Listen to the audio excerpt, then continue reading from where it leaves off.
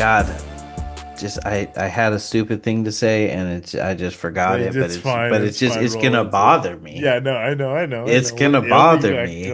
We got you. We're right There's this here. thing about my brain where when I think of a stupid thing to say, I have to And it say doesn't it. leave me. It poisons me. It burns me on the inside. The inside burns, which is a perfect description for what we do here at the Devil's Work podcast.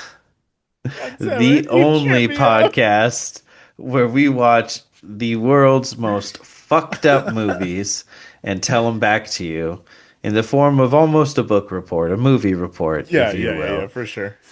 My name is Skeptik, and the gentleman bathed in neon is Sideshow. Yes, We are yes. your hosts, your Sherpas on the iceberg meme, at the bottom of which is the Serbian film, which we're never going there. I don't think we're ever gonna do a We're Serbian never film. going I don't think there. we're ever gonna do it. We've talked about it a lot. See, No. we watch fucked up movies here, but we make sure that they have like some artistic merit, something to say, like things that Hmm. are going on. And That this is one has everything going on, baby. We're doing Ichi the motherfucking killer, baby. Oh that's my right. god. Oh, The it's finally here. 2001 Takashi Miike absolute. For the at home audience, you can see it right here. I'm holding them up. I got it right Oh, off my Blu-ray shelf, I baby. should have grabbed my DVD I was gonna before we say, did this. damn it. I showed you mine. Respond. Ah, damn it. I'm so tempted to just have you pad for a minute. No, no, no. Go, do the Don't thing, leave do the me. thing, Don't tap leave dance. me. This is Oh a God. definer of two young men's adolescences. Hmm. This is Hmm. a definer of a genre of film. This is a definer of, for some people, like the only Japanese film they've ever seen. That's You true. know, That's very this true. is I didn't even uh consider that, but yeah, you're right. you made a joke a minute ago about it basically being a Criterion film. Is it a Criterion film? It should be. It should be. I don't know if it is, but I would imagine so. I would imagine I so. feel like the master in Kung Pao is my favorite member of the Backstreet Boys is Harpo. At least I think there's a Harpo. And if there isn't one, there should be. Yeah, no, absolutely. This is, I mean, we're gonna kind of try and power through this intro Hmm. more, more, Believe it or not. yeah, quicker than we usually do because this is like when we are just going to be, we're just blowing this movie If for like two I and a half mean, hours, man. big style. Uh, Absolutely, we're doing uh tricks on it. big time. Um, can you actually pad for one Go, I second? got Because you, I I got think you. Biscuit's doing something bad. I will, Pat. Yes. So, okay, just so everyone is aware, for the video audience, you can kind of see I am well decorated. It's kind of hard to make out in this light, but I am actually decorated with two forms. I have Kihara. I have Kakihara on my arm, and I have his scars for on tattooed across my face. This movie means so much to me as someone who enjoys dark art, but also like deeply stylistic films. This thing has everything in between. It will make you absolutely sick to your stomach. It will make you fucking want to puke at some points, and then you'll just be in awe of the drip on screen. It is fucking phenomenal. Not to mention as well, though, I've the deep themes in this film of sadism and masochism, Absolutely. of sexuality and violence, of the line between. Of I feel like something I was trying to verbalize over the weekend about this film that like maybe I'm not even gonna nail it now, but the I read the whole manga. Ichi the Yes. Killer is based on a manga. God, I need to get the I author's don't know. name. I was gonna say Yamamoto. I know is his last name, but I don't know what year it came out because in the commentary when I was watching it, I believe he hadn't even finished it when the film was being made. Interesting. From what it sounds 1998 like, to 2001, it says. strange because he had told me, yeah. Oh, so the movie premiered in 2001, so it wasn't over when he had actually made it. That's It interesting. probably just about ended. The endings are not the same. No. They're fairly different actually. Yeah. Yeah. So Yeah. that From so what that I know. Yeah. so that makes sense. But yeah, I smashed out 71 chapters Good for over the you. weekend, like 10 chapters on Saturday and then the rest Sunday morning. Fucking nuts, dude. It's a pretty good read. Yeah. I'm kind of interested in checking out one of his other mangas. He's not the kind of guy who has like a 30-year long series or Hmm. anything like that. He's done a Yeah. lot of short form things. The longest one looks like it was about 7 years. Wow. But yeah, pretty interesting. But something that I really liked about the manga in particular, and I Yeah. think it shines through in the film more for me because I read the manga. Hmm. But the fact that it's like explores this spectrum, like I said, between like sex and violence, where it's like uh, there's straight up. We're kind of going in trigger warnings here. There's Yeah. straight up abuse happening. Hmm. There's straight up assault happening, but there's also like consensual non-consent and Hmm. S&M to the point of like just full force blows, Yeah. you That's know? exactly what I mean is like this movie has such an interesting element of art to it with mixed with the smut. You know what I But mean? Like, and yeah, it's like not the smut isn't even smut. It was like it's like crazy elevated art in a way. it's asking you what if this is smut, what if this is just straight up violence, Hmm. and also what if this, especially when it comes to in the manga, Hmm. the relationship between Kakihara and Anjo, which Yeah. is the boss's name, Yep. Yep. where it's like how much of who these people are is like actually who they are, and how much of this is like uh just posturing. Like Hmm. Hmm. there's this really big element of like, especially when we get to like the climax, how it's handled in the manga, where it's like, are you really the freak you think you are? Hmm. Hmm. Where it's, Exactly. you know, like How high are your socks, sir? oh my God, that's so funny. I send you some screenshots of like near the end? Because holy No, no, I shit. don't think All so. right, there's some high That- socks. There's some high socks indeed. That's so Um, funny. but Yeah. it's a good read, and I don't think many people have read it, but Hmm. it does inform a few of the like big questions that you have in the movie. But I also just think, like, to kind of wrap up my thought, that this like dissection of all these different levels of violence in your sexuality and just violence in life, and like assault for, you know, like the main point of that in real life is power, not attraction, you know, Exactly. and like portraying that on film, Hmm. and then also having like Ichi be so misguided. Like a little bit of a spoiler in the non-spoiler section. At one point, he tries to save a woman who's a victim of abuse, and he And then tells her, ends up. now I'll abuse Yeah. you. Yeah. I'll be the one. And he like thinks this is good. Yeah, And exactly. In his head, it's the logical move. like Like, you know. he's like, I'm a good guy. So like Hmm. you would want me Exactly. to be the one doing this bad thing to you that Yeah, like I view as maybe an inevitability because of like the all these extenuating factors, exactly.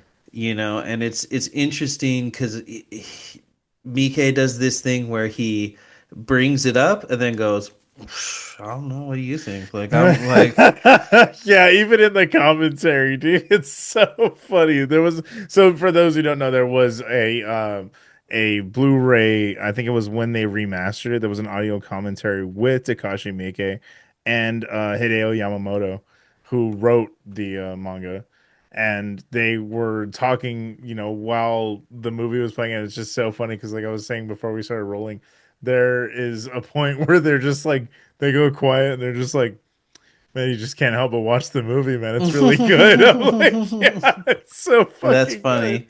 It's I, so funny, yeah. I'm glad Yamamoto didn't get Alan Moored. Oh Uh, man. he hates all of his Yeah, yeah, all every the adaptation he hates. So yeah. I'm glad he likes the changes. I think a lot of the changes were for the better. I believe he has a cameo in the movie, but I forgot where it is Mm. too. Yeah, he actually comes out in the movie because they were He's talking about his scene. I was like, oh, that's cool. he's the body double at the end. Yeah.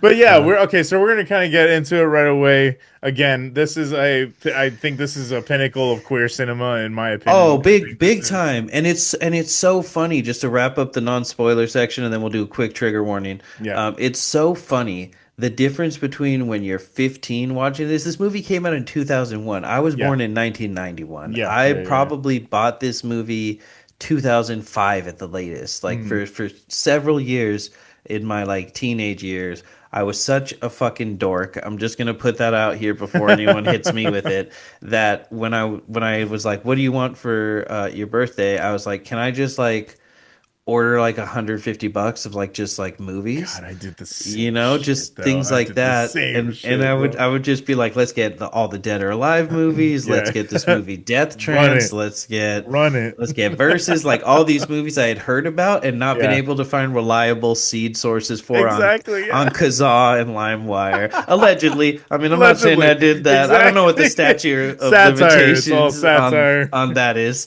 but it couldn't be me. I taped it off the TV like Inuyasha. Um, but yeah, so I probably watched this movie at like 14, 15, and the difference between watching it then and being like, "Oh, cool guys fighting," and watching it 100%. now and being like, "Oh my God, just kiss." Yeah, literally. Yeah, no, so it's so funny because I came to this movie way later. I think I saw this in 2020. I think I might have for the first time. I think it was Oh, way later. really? Yeah. It was way Wow. later. I think well, it was either 20 no, it had to have been. Yeah, it was definitely 2020. I saw it in 2020 and you're right. There is a difference between watching it back then and watching it now. Having watched it, I've seen this movie countless times literally at this point. I've gone to the theater to go watch it on mushrooms. Mm, Fucking incredible time. sounds like a Incredible. lot. Beautiful fucking night. Absolutely. But so I've watched this so many times and it wasn't until like the third or fourth time that I'd watched it I was like, "Oh, oh, he's gay for him." I was like, "That's adorable." Like I Yeah. love, you know what I mean? Like it was just one of those things. I was like, "Oh, that's what's going on." It's interesting because you're right, and we'll make a case as it goes forward. We'll talk about Kakihara is the most incredible protagonist I've ever fucking seen in a movie, and obviously there's a reason why I try to emanate all of that. You know what I mean? Oh, every fucking outfit he owns in this goddamn movie. I want to own every single piece. Every single piece. The fucking purple leather jacket, the floor like translucent. Like, what is it? The like what is that? What's the pearlescent? I think is the Oh, that where it's pearlescent like like shiny in a shimmer. Yeah, very specific that way. whole outfit in the end. Oh, it's fucking gorgeous. Yeah, Everything in this movie. he's got like the like purplish jacket and the pinkish Hmm. shirt and like the I mean, I don't know from memory, I don't remember if they're bell bottoms, but they feel like bell bottoms. Where he's Yeah. wearing Like like that. red like Yeah, velour looking pants like for sure. But it's just like it's like fucking JoJo in in like a in a live action thing. It's crazy. All of he the wouldn't be out of place. you know what I mean? That's what I'm saying. It's so beautiful in like every way. And so this movie did have a profound impact on me when I watched it, even as recently as 2020. Like so I Mm. did it did have a huge and this really was the first one that kind of got me into like let's start diving into this corner of cinema. What's going on over here at the back of the bus? You know what I mean? Into Yeah, all so this deep dark bullshit, which it absolutely. kind of was for me as well. I was like, I met someone who was like, "Oh, these Miike movies and Battle Royale Hmm. and Hmm. Martyrs," and I was like, Yeah. "Oh my The God, older this is." brother. Yeah, Yeah, the exactly. type beat. The pizza shop owner. Yeah. My first job was getting high in a pizza shop with these two guys in their 20s. It's They amazing. paid me. I just It's I amazing. Yeah. Like, I would have done that shit for free, bro. Yeah, I mean, they just smoked me out and paid me like $10 an hour or Oh, something. I that's was like, incredible. Yeah, yeah. I'm kind of down, man. So yeah. not the worst thing I've ever done for $10. So this is so again, this is one of our personal favorites. Obviously, you can tell by the just the way that we introduced this. Go and watch this movie. I believe you can find it on Tubi right now. It might even be for free, but it's gonna be a while. You know what I mean? It's You gonna might take be a while able to to get through with find the it on ads. the Schminternet Schmarchive as Yeah, I was gonna well. say, however you got to get the movie, watch it. It's fucking gorgeous. Again, we are gonna give you all the trigger warnings up top right now. It's all of them. Yeah, It's all of yeah, them. it's Like all that's of just them. fucking. It's trigger warning the movie. All sorts of violence, rooms full of Mm-hmm. gore, Yeah, face yeah. off the movie, Based off the movie. uh, sexual violence of every The kind, movie.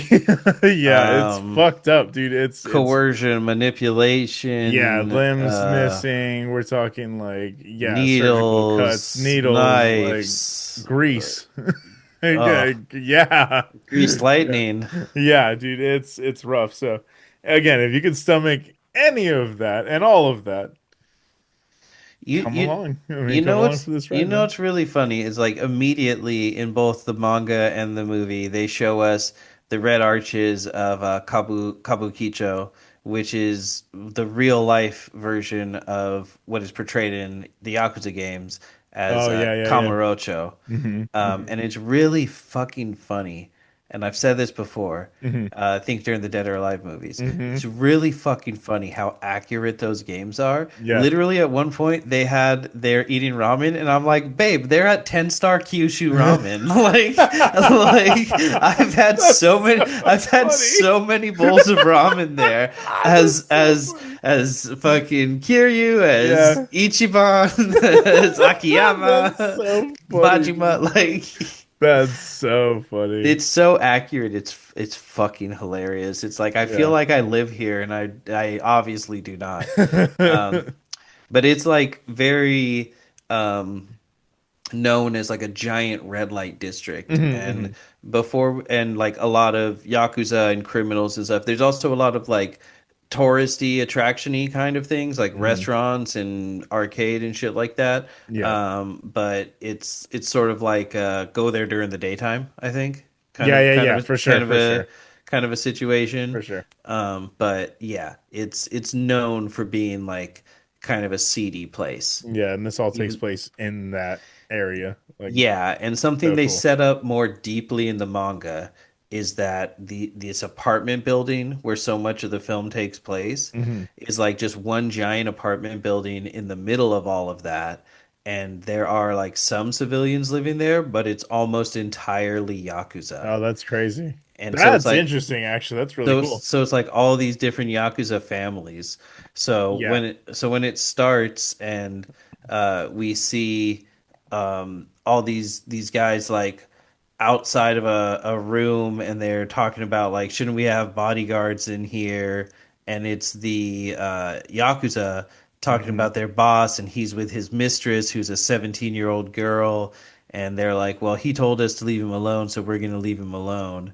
And we see this group of masked men in a van, and those men like kind of exposit and go into it more, but basically this is like an opportunity for them to create all of this havoc to Hmm. profit from. Yeah. And Yeah, yeah, yeah. those are two things that aren't really like delved into too deeply in the actual film. And Yeah, it's kind of in the background. Like how I we've talked about it, how there's like sort of like a an air of something else bigger going on in the background. yeah, Like a war that's looming. and it's I think that context just helps. So like while I was watching it, I like Yeah, understood more like why we're in this apartment building all the time. Like for so long. they never really say like this whole Yakuza family lives in this place. That's why the whole film is Exactly. like revolving around it. You just Hmm. sort of go like, man, a lot of shit happens Yeah. here, This place is busy, bro. which is fine. Yeah, Uh, absolutely. we're also like intercut with like the titles are intercut with bike chain. Yeah, spinning. that's super And, cool. I and love that's it. how we see like everyone's name come across as like across the chain as it's spinning around. Yeah. And that's also something that's not super delved into because I think it's a change here. Uh, Oh. Ichi has a different job, and he also has like a little bit of a different backstory where he lives so far away. When he comes in to do a hit, Mhm. he rides his bike for 10 hours each way. Oh shit, that's crazy. So that's part of the explanation. I don't think they ever really they might show him on his bike maybe like once in the movie, but I don't think that's ever really like yeah, you're right, that's never Mm-mm. explained. Yeah, they go really into like how why can this guy kick so hard Oh, in the interesting. manga. Okay. See, that's actually really So interesting. that's part of it. He lives so far Oh, away. what the It takes him fuck? 10 That's hours each crazy. way. Yeah. And also He's just fucking built. he's a beast. So how far is it Yeah. that it takes him 10 hours? Like Hmm. yeah, I just thought Man, that that's crazy. Okay. I God thought damn, this is gonna be a fun ass episode. yeah, hell God yeah. damn, dude. So as we see these bike chains, as we see these guys being like, "Hey, shouldn't we be watching the boss?" No, man, the boss is with his girl. Like, what the fuck's wrong with you? Leave him alone, you Mhm. pervert.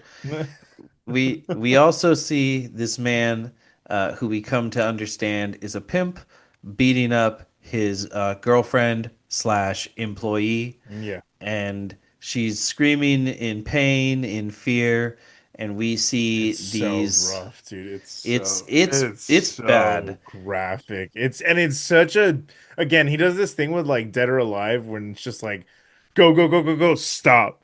Go go go Hmm. go like it's just one of those things where the music Yes. kicks back in after like the when the violence happens, it's quiet and it's just like the sound of the violence and you're just like, "Ooh, that doesn't leave me Yeah, feeling good."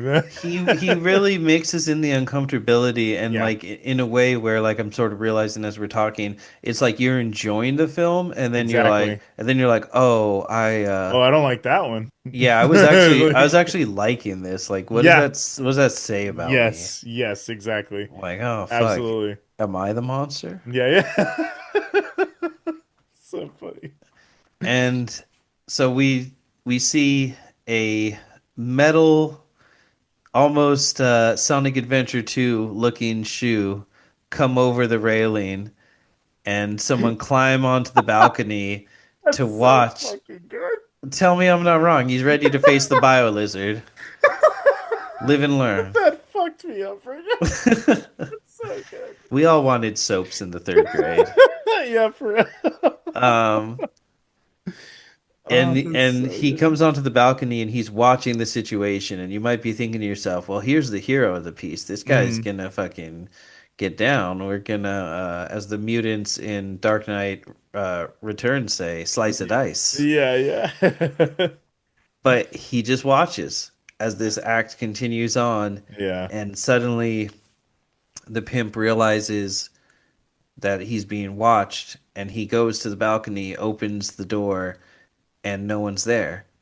He looks around and he calls out because he's pretty sure someone was there, and he But looks not without a down. trace. Oh yeah, there was a trace left. All right, Tr- I mean trace DNA. This is a bucket of Oh, it. God damn it. And yeah, now we got to talk about it. Now we got to Now talk we got to about it. talk about it. Everybody gather around. This is the you, simultaneously you kids wouldn't know nothing about this. this is simultaneously the best and worst fun fact in the history of these films of this Fucking podcast. disgusting.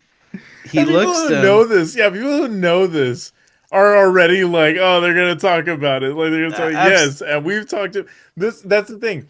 Up until this point, we have talked about Miike so much on this fucking podcast. We have covered countless movies already at this point, and this is the one we always reference and we always talk True. about. We're gonna talk about that scene. We're gonna Yeah. talk about the bucket. The bucket. Chuck it into the fuck it bucket, they Oh man, say. that's And that was the that's vibe on exactly set what that they day. did. That's Yeah. exactly. Exactly what they God did. damn it. He looks down and sees his favorite house plant just deflowered. There's there's there's globs of literal and actual and real human semen dripping off of this plant Oh, onto the floor. God And damn out it, of dude. this very real, literal, actual Spunk semen bucket. rises the title of the film, Ichi the Killer. I just and Yeah, I mean we already they literally passed a bucket around. literally. That's They that's literally what they literally did. They just passed the bucket around the set because they were like. So what he said in the commentary was that the oh my actor who god. plays, literally, yeah, I got to fucking bring Now I get to actually know from God's lips to my exactly. ears.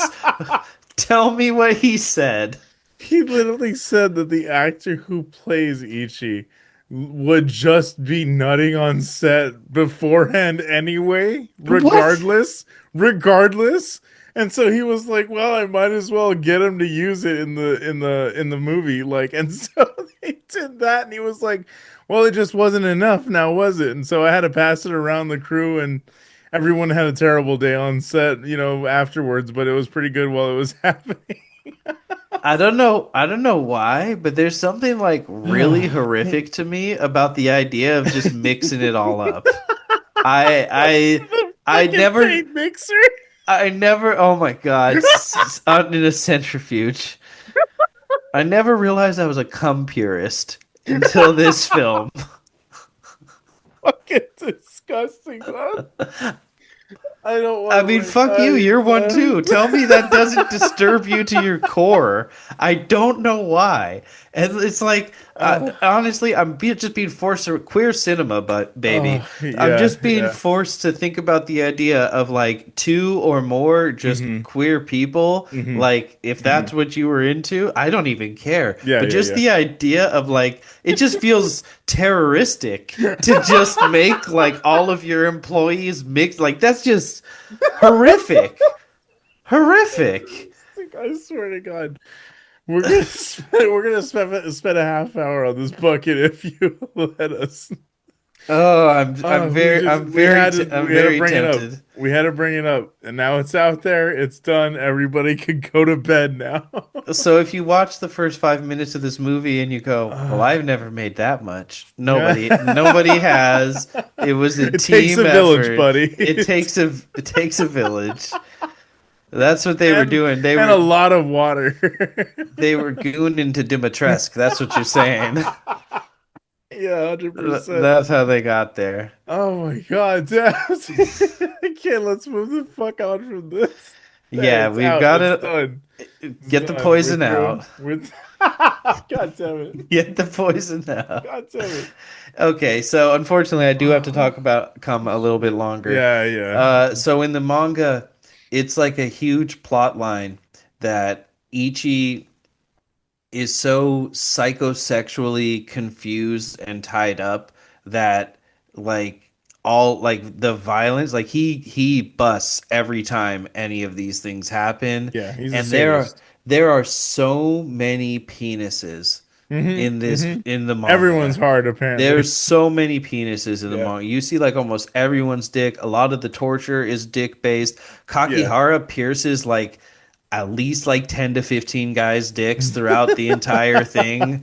You It's see amazing. Kakihara's dick and he has like 12 piercings of his own. Like That's what I was saying in the it's YouTube video I was watching earlier. it is it is a fucking lot. Oh yeah. And so Ichi absconds from the Kami walkway and finds himself uh he finds himself going to the hotel, or not the hotel, excuse me, the apartment instead, but we don't quite see that part. We just see the aftermath, Oh my God, which is dude. these guys cleaning up an absolutely blood and gut filled apartment. Hmm. It's just like dripping. It's dripping from the walls. It's dripping from the ceiling. Yeah. He shit on my sink. Literally, yeah, that's Like literally what it is. it's everywhere. One of them literally just like falls in Trips over. guts. So they did say that because they were on, he shoots every one of his movies on a shoestring ass budget, and because they had they could not leave a rented apartment like that. They had to CGI the entire room, which is what they did. So Mm. all of it in the background, everything on the walls is all CGI. It's so funny. Oh, interesting. Yeah. It's very funny to me how like a lot of the gore in like Japanese movies specifically, like in American movies, it's like these dolls made to look so real and like it Hmm. almost makes it look unreal because it's like It's so uncanny. Yeah. yeah. But then in Japanese movies, a lot of times it just looks like it's just a side of beef that they just like threw in the room with a They bunch of literally, other oh, shit. so I do actually have a note. It literally is two entire pigs, their organs that they used for one scene later on, I that knew you see it. how it's selling in the middle of. Yeah, it was an actual pigs. They had to put vanilla extract through the set because it smelled so fucking horrible. Jesus. Yeah, I was like, mm-mm. We go from it's a dissolve. It's not a cut. It's a dissolve. We go from the bloody, horrific room as these men remark upon, who is this Ichi? How twisted is this guy? Whenever we clean up after him, like it's always such a fucking mess. Hmm. And they turn to the old man who, in the manga, they just call him Gigi, which Hmm. means old man or Oh, okay, grandpa. okay. So they all just call him Gigi. Every single person does, even Kakihara, and it's him, Inoue, who is a heroin addict, Hmm. who in the manga is also a necromancer. Oh, okay. Yeah, it's bad. Yeah, that's He's crazy. he That's is crazy. he is absolutely depraved, Yeah, and that's it. and There was kind of hints towards that. Well, for that, visit our visitor queue episode. but da da da da da. Exactly, literally. Ah. Yeah, and I was gonna say he's definitely used a lot of these actors before, so we've definitely seen a lot of these Oh guys yeah, in he likes plenty of other Miike movies. he likes to keep his little cast of players for Hmm. sure. Hmm. Um, So we have Inoue, we have Gigi. I believe the brawny guy is called Suzuki, at least in the manga. Yeah. And then we also have Long. And it's funny to me, at one point they referred to him as Ryu Long. And I'm not sure if that's a translation error with the subtitles I have, Hmm. because Ryu is dragon in Japanese, Long is dragon in Chinese, and Oh, interesting. he is Chinese.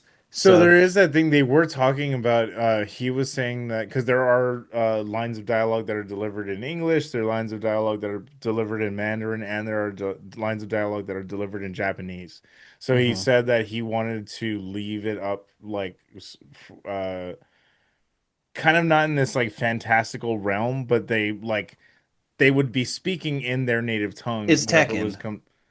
Whoa, is that what happens in Tekken? That's how Tekken works. Oh, okay, In okay. Tekken, all the fighters are from all around the world, and They all speak in their they yeah, all yeah. just speak their language, and everyone just understands. Yeah, that's exactly what he said. Japanese So, dude just understands Portuguese when Eddie mm-hmm, speaks. mm-hmm, exactly. Yeah. So that's like the little fantastical realm that we're playing with, just dipping your toe in, just just so the audience knows. Yeah, they're Hmm. gonna be speaking different languages, and everyone just kind of understands. Yeah. Everyone's just all right, cool. So we go from the four of them, and they're like the old man controls Ichi. Yes.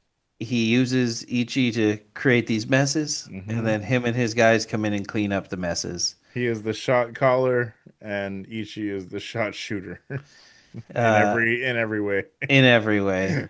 The next step is a question mark, and then they profit. Mm-hmm. Mm-hmm. So we now see Kakihara and his whole group in the apartment. I keep wanting to say My hotel room. It's an boy, apartment. dude. Yeah, my fucking boy, dude. Oh, that's a manly man right there, boy. It's important to note for those that are not watching along. Hmm. He has scars on his face. Hmm. He has many piercings. He Hmm. has two rings just On the on the side edges of of his, I his wish I knew lips. what those piercings were called. There's an actual term for. Mm-mm. They're not the dimples, but it's like right on the end of Yeah, your. it's like literally like the outside corners of the lips. Hmm. And then he also has like the Chelsea grin, the Glasgow Yeah. smile, Yep. the like Heath Like Ledger. so, if you can see in the video, I've got on the on the cheeks, which actually was the most comfortable part of the whole tattoo. Like Comfortable. literally, Comfortable. literally felt like a massage. It on both times he had to do it, it literally felt like a massage. Going over the front of my lips, no, but the side on my cheeks right here, I would recommend it to anybody. Says It's such an says easy a one. says a guy who comes from pain. Anyway, um, I'm talking about the movie. Exactly, yeah. Wink. So stupid. You're not supposed to say wink when you. The Seinfeld music plays. So all of the Anjo family, we Hmm. come to learn they're called, are gathered in this room, and I forget his name because they just call him Uncle in the Hmm. manga. Yeah, yeah. They keep calling the boss father, and they keep calling this guy uncle, Hmm. and also not explained in the film. But this guy is like clearly a shot caller in the In the yakuza. ranks. He's always carrying this little dog and Hmm. like stumbling around, Hmm. Hmm. and he has like moments of uh Like of clarity. exactly, Yeah. thank you. And Yeah. they explain more in the manga. He has a bullet in his brain. Oh, interesting. Yeah, That's but that's neat. he's just viewed with a lot of respect. So even though that's the case, he still just has like a Crazy. He position of maintains power. that, yeah, power ranking. That's crazy. Yeah, exactly. So he comes in, everyone is trying to figure out, what has happened here, where's the boss? The room's completely clean. There's no trace that anything has happened. The safe is open, and it's not just the boss's safe, it's the whole family's safe. Hmm. So it's all of their money. Hmm. All of their money is gone. Oh, And I mean, I don't know if you're gonna glance over it, but yeah. So at one point, Kakihara takes a drag of his cigarette mhm, and blows the smoke out through the scars on the side of his mouth. pretty much the hardest thing you can ever do. Exactly. I was like, Thomas that Shelby, who? literally, that's what made me go, oh, I'm gonna do that. I want Mummy, that. mummy, Exactly. I want that one. I would like my cheeks opened. Not like that. Exactly. That's a hell of a monkey's Pause. paw. That's a hell of a monkey's paw wish right there, brother. And I would like my cheeks opened. So yeah, no, I just want to make sure we got that in because that is Hmm. iconic, iconic when he turns around. That's just like, God damn, that man looks good. God He damn, that boy looks good. he does, and that's the allure. The allure for Hmm. young boys like us. Hmm. If only Chris Hansen were around in 2001. So Kakihara does not like being told that they believe the boss skipped town, that he Hmm. took this schoolgirl and skipped town. In the manga, they talk about it. I believe in the film, it's implied that he is married and this is his mistress. And Yes, again, they mentioned several times that she's 17 and I all think these they do things. explicitly say he's with his mistress. Um, So they just think he left. They're just like he robbed you guys. It's a tale as old as time. Old guy gets Hmm. wrapped around some young woman's finger and goes and does all this. And again, like what a hilarious way to interpret grooming. Um, Yes, Jesus Christ, I know. Jesus fucking can Christ, you yeah. believe it? She groomed him. Yeah, yeah, yeah, yeah, yeah. God damn, dude. Who grooms the groomer? Here comes the bride. More like here comes the groom. So dumb. But it's pretty good. There's a bar in there. You need to workshop it. Um, and so Gigi goes and visits Ichi, who is just sitting there motionless, holding a at the time brand new DualShock 2 controller. As it's funny that it ended up State of being the art. it's funny it ended up being relevant. I actually forgot when I was talking about Tekken a minute ago. Literally, yeah. He's playing He's Tekken playing 3. Tekken. Tekken 3 That's specifically. amazing. Put some fucking respect on it. And he's just sitting there motionless, Yeah. just absolutely fucking destroyed. He's You know, charging. exactly. He's in charging mode. And we cut from this situation to a woman who we will come to know as Karen, Hmm. talking with a man about his pet alligator, and she starts talking about her pet dog and talking about all these just strange Yeah, topics. yeah. So they were asking, like, they were going back and forth talking about her. They were just like, it's so funny. There's something so erotic about her face. You don't really even need to see her body to know that she's hot. I'm like, what the fuck, dude? Spoken like a true Takashi Miike. Yeah, literally, it's so funny, dude. They're just like, yeah, I was just like, oh, okay. Go to bed, uncle. So that answers my suspicion.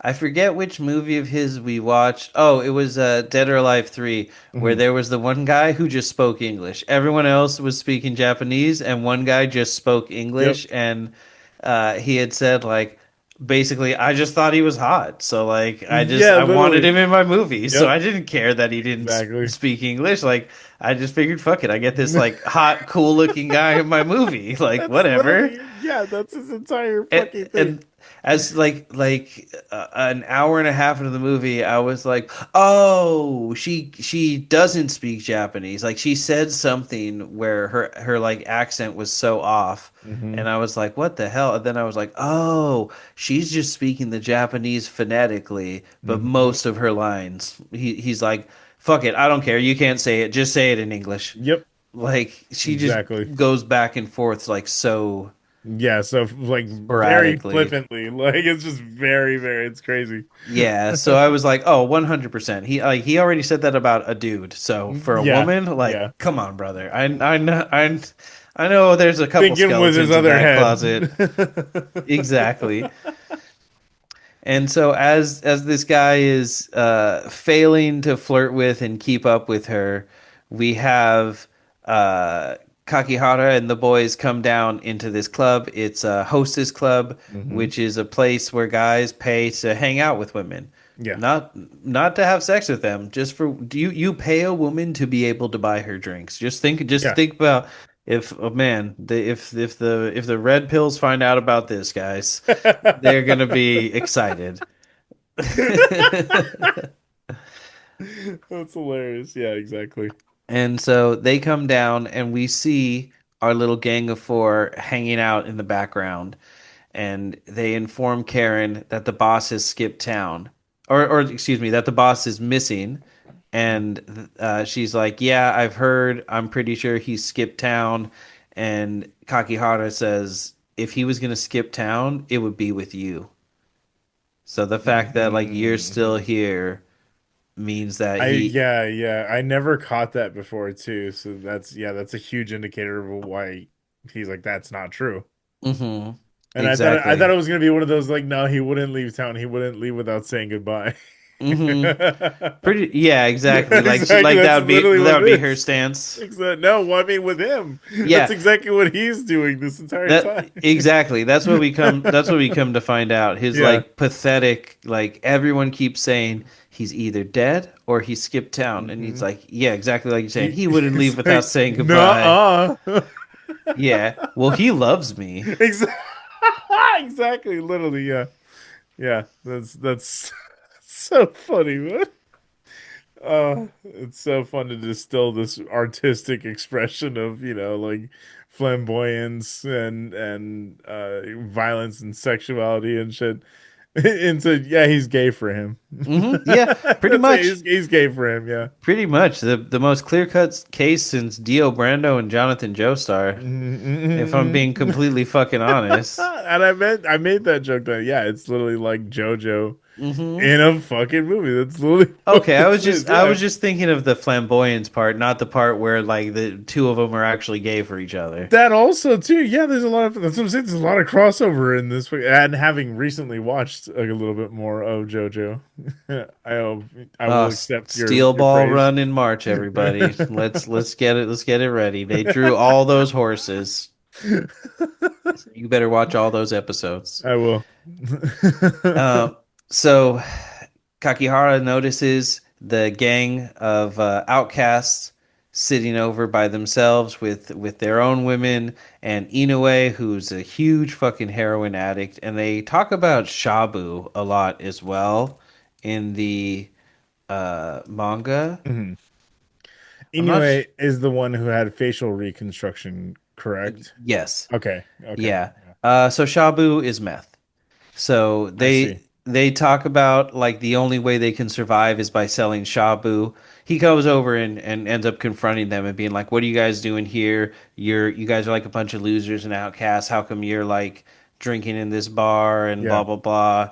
And they're like, "Hey, this is the only place we can survive is here. We're just trying to make a living. We're just selling shabu. Like we're nobodies." Like sorry for breathing the same air, like genuinely in that Mm-hmm. like Mm-hmm. submissive way, a wink wink. Mm. And Yeah, yep. he ends up deciding to leave them be, but as he's leaving they exchange the most meaningful of glances, him and Gigi. They just Mhm. sort of stare at each other for a while. Gigi smiling, Kakihara just staring, and then it turns into a very uncomfortable smile. Yeah, I love that, dude. It's so fun.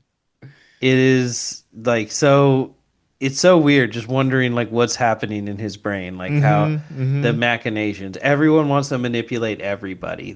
Yeah. This plot would not be out of place in one of the Yakuza games. It's like actually kind of a trip to after playing so many games and like Yeah. having these both be so like foundational for me Yeah. to come back and revisit this and be like, whoa, it's kind of a trip how much one influenced the other. Yeah, that's what I'm saying is like even after all these years of watching the movie, having fallen in love with it, prior to everything and just again appreciating for what it is, also having seen his other works along the way and having like dove into those other works as much as we have on the show, this really is like the magnum opus. It Mhm. really is this is the pinnacle of it. I Yeah. I think so. Yeah, this is like the most pure distillation of like his style and his Absolutely. essence. It's a splatter film. It's not Hmm. necessarily a horror film, but there is like a slasher running around, even though like we're Yes. familiar with him. There's lots of gore, there's yakuza, there's intrigue, there's conspiracy. There's romance. Hmm. Yeah, that's true. The only thing is missing is a little bit of implied incest. That would Oh, be. God damn it. Yeah. Well, you got the beginning with the 17-year-old and everything. Oh, true, But I true. mean, I mean, I don't know if it's, you know what I mean? I'm just saying, like, That's a sexual crime of a different nature. yeah, yeah. I'm just saying, in like, you get a splash of the wrong shit. You know what I mean? Sexual Hmm. bad. Yeah, true. Very true. And just sexual in general. Exactly. God damn. So, we see uh, a shot of Ichi working in a restaurant as like a waiter or some sort of wait staff, and just being absolutely belittled Oh my by his God. He, boss. he fucking grabs a knife and then puts it in front of him on the counter like he's serving up a dish and just like tells him, pull it, pussy. They just Yeah, basically, he just like tells him, yeah, you're a bitch, dude. yeah, it's fucked up. Oh, Very it's so fucked interesting up. because in the manga he works in a like steel shop, and so he designs his Mm, his suit and his shoes. that makes more sense. Yeah, I don't think he had the budget for it. That's yeah, basically what it ended up being. I guess so. Yeah. And so we're just seeing how shitty Ichi's like real life is. Hmm. And then we cut to Kakihara and the gang again. They are just, on the phone yelling, like, you got to turn Shinjuku upside Oh, down, find the dude. boss. Like, where is he? I don't care what you got to do, Dude, who you got to kill. the fucking reveal of him sitting against the red wall in that suit, I fucking screamed. I was slow clapping last time watching this shit. I was like, oh, it's gorgeous. It's gorgeous. It looks amazing. Yeah, there's a lot of really good shots and really good, like, color Just the and composition of these shots is thank you. great. Composition is the Yeah, word I'm looking it's for. Just the way it guides your eye oh around the yeah. same, like very similar to the flow of manga, like the way Hmm. it moves your attention Yeah. throughout everything. Yeah, he was talking about how Tarantino specifically was saying that he loved this scene in particular, them sitting around the room and like him yelling on the phone and everything. And he like when he went to visit Japan to go, I think he did a premiere of a festival or something like that. But Tarantino told him he's like, I want to meet the guy who was screaming on the phone. Like that's what I want. And so he ended up being in his movies later on. Oh, what movie The was he in? I think it might have been one of the Kill Bills, to be honest. I don't know because he was talking about they were talking about his last movie at that point at the time that they recorded the commentary being like James Jackie Brown. I think that was like the last movie that they had talked about him doing. So he hadn't done one in a long time. I think it was Kill Bill at that point. Oh, that's cool. Mm-hmm. Mm-hmm. Some of his best work. Yeah, that's what I'm saying. And I mean, yeah, all of this is what inspired it. Like literally from Mike himself, he says that Tarantino told him this is what inspired him, past that. So Oh yeah, there, definitely. yeah, you could see all of that in this movie. Yeah, he's obviously loved like Hong Kong and Japanese and Chinese films, Hmm. ever since he first ripped them off. Exactly. So Gigi comes to the gang, to the Anjo family, Hmm. and he tells them, Kakihara, 3 years ago, you cut Fudaki's Suzuki gang. So actually, my bad, Suzuki's the other Yakuza member, Mm. out of a porn video racket. And that created such a grudge that essentially he decided to kidnap and torture Anjo and his mistress, steal the money, like to get back at Kakihara for the loss of profit in this. Oh, interesting. In the manga, they say they're like dubbing porn, and I'm like, so are Mm. you guys just literally like back there going, fuck me? Like, Exactly. I'm like, that's Loaded so. notes. I'm like, what am I like not understanding here? Like, Maybe they had the censor bars and everything too. they're like, oh, pubic hair. Yeah, yeah, yeah. Cover that No, no, shit up. no. So he tells them that this guy Suzuki, who is so the way the Yakuza works is there's like an overarching like main clan. Mhm. So in this it's the Sanko clan, and underneath the Sanko clan there will be like other families. And I see. basically all the families on the ladder all pay up to Sanko, to I like the see. the main family. And so they're both under that umbrella, the Anjo family and the Funaki family. So that's why they're like resistant. They're like, we shouldn't mess with him. Like they're also part of the so that's the clan, the Hmm. Sanko Hmm. clan, and the Anjo family. Got you. I see. I So see. so they're like, yeah, Funaki family is also part of Sanko clan, so we shouldn't like fuck with him. And he's like, so Hmm. are you scared of him? What? No, knowing full well that he's pissed terrified of Kakihara. Exactly. Exactly. And he's like, all right, well, go get him. And then he tells the old man, hey, go buy some shrimp. God. Yeah. And we cut to him We're gonna need it cross-legged. later. Yeah. Oh yeah, I got something in mind. We cut to him cross-legged, battering shrimp and cooking them in oil, frying up Hmm. some tempura. And we see a man who we will soon come to realize is Suzuki, Yes. floating Fucking from hooks. flayed. Mm-hmm. Flayed, bro. That's like Ow. the meaning of the word in a literal form. It's fucked up that you know what I mean, like through Yeah. documentary and things like that, like seeing when people do this in real Hmm. life, Hmm. and Oh yeah, it's suspensions. Yeah. like how real it. Oh Like, yeah. did they actually do that to this No, guy? no, it's so this is fucked up because they talked about on set they had to take 12 hours to set up this shot and then 12 hours to shoot it. So the man was suspended there hanging for a lot of that time. He couldn't fucking use the restroom for that entire time. They told him 3 days prior, just don't drink any liquids.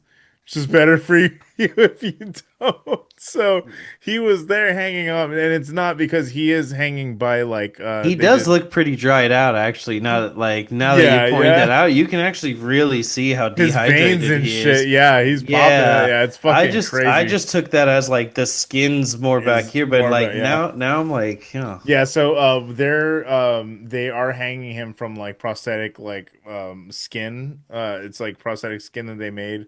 They're the it's it they blended it to look like the real skin, so his real skin gets blended into it. But yeah, they like all of that is all just like a prosthetic like I guess a meat sack that is like suspending him that they just like tied him to. damn, Yeah, it's crazy. that is like absolutely nuts. Yeah, it's insane, dude. As Yeah. Courage would say, the things we do for love. Exactly. Yeah, you gotta love this fucking game to be doing this shit. Mm-hmm. Absolutely. 100%. Yeah, he did say after it was done that the actor looked like he'd accomplished something great, that there was like a Oh, sense of pride in his eyes after he big did it. time. Yeah, The 100%. the reaction he gives when they so Yeah, Kakihara I was gonna say get into it, get he into it. questions him. He's telling him where's the boss, where is he, where's the money. Genuinely confused. Suzuki is like, Hmm. dude, he robbed you guys and ran away. Like Hmm. that's what everyone's saying, and Kakihara don't like that. Mm-mm. So he starts stabbing him in the mouth with his It's got fucking trademark stiletto needles. needles, dude. They're fucking huge. Yeah, they're just like 10, 12 inch, just double-sided Big as fucking fuck. double donger needles. Yeah, and so this was interesting. I will interject just before we get into it because there's two things that were really cool here. He is using these needles sort of like a kid plays with his food. Hmm. Like he's kind of just like poking him to see what happens. He's not like That's a he's good way not to put it. yeah, like he's not doing anything for, the sake of like actual torture yet. He's just like poking him. And there's no expression on his face until later on, until when he actually does that. But Miike talks about in this scene, he Asano is the actor who's playing Kakihara, and he asked him like three times prior to this to be in his movies, and he always denied his requests because he's like, I don't like violent movies. Mm, And so this when he explained what was happening, or like he explained the story to Asano and told him everything that was that Kakihara was doing. He said that it felt like there was a difference between Kakihara's violence and like violence for the sake of violence. He said like there was one thing to use violence to move the story forward, but whenever Kakihara does it, it feels like he's just doing well, what happens if I just do this? You hmm. know what I mean? Like it's just like literally there's no like malice behind it, and that's kind of more sociopathic than anything. It's like there's no feeling behind it. It's just like really what happens if I just do this? And there's that interesting part of it. So that's what actually attracted Asano to this role and why he took it. That's interesting. I'll withhold like what I think until we get Hmm. later into Hmm. it. But I have my own thoughts on like the flavor of his violence. Yeah, yeah, yeah. Oh, Um, 100%. Yeah, yeah. As but do that, I. But I think it's very interesting that. yeah, no, it is an interesting way to like put it, and Mhm. it is, yeah, it's like a child holding a magnifying glass to ants. Yep, Like exactly. it's this weird, but yeah. I'll have more to say Absolutely. later on, Absolutely. but I'm glad you brought that up. Yeah. So he's just poking and prodding. At one point he goes up his Hmm. chin and I'm pretty sure into his palate, which just sounds like the worst thing that Well, could no, happen. he goes up and then that's the view from the camera on top, Oh and then it goes yeah. through. It goes through the bottom chin, which actually is something that people do. Like at live shows, they actually pierce through their jaw. You can actually do that. Like it's I mean, I've seen it actually done in sideshows and shit. It's fucking phenomenal. It's so cool. So That all is of this shit wild. is, yeah, like it is, you're right.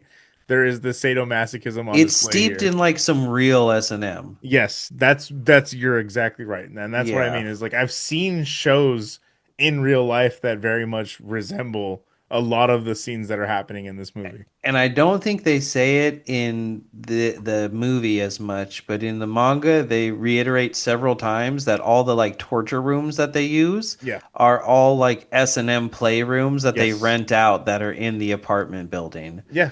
So they have all these like soundproof rooms. Hmm. So like they sell sex in those rooms, but then they also beat and torture people for the, Exactly. you know. So Yeah. Yeah. So it's so it's interesting that it's all multifunctional spaces. exactly. It's more economic, you know. Hmm. You can sleep there and goon there. So as the torture's going on, he ends up not liking the answers he's getting, which are all truthful, but just not the answer he wants. Yeah. And it's so sad to see. Like we know he's a lost puppy, and it Hmm. just becomes Hmm. more and more apparent as it goes on that like He's he's just in love literally with them. he's just a twink looking for daddy, He's man. just a Like it's twink just looking for his twunk. exactly. Exactly. It's just like that's all it is. It's so and that's what I mean. It really does like as fucking horrifying as all this shit is, you're like it makes it kind of adorable. It really Yeah. does. You're just like, oh man, he's just looking for his owner, man. That's fucked up. Can't no one beat him like he can. Yep. If you can't join them, beat them. Yeah, exactly.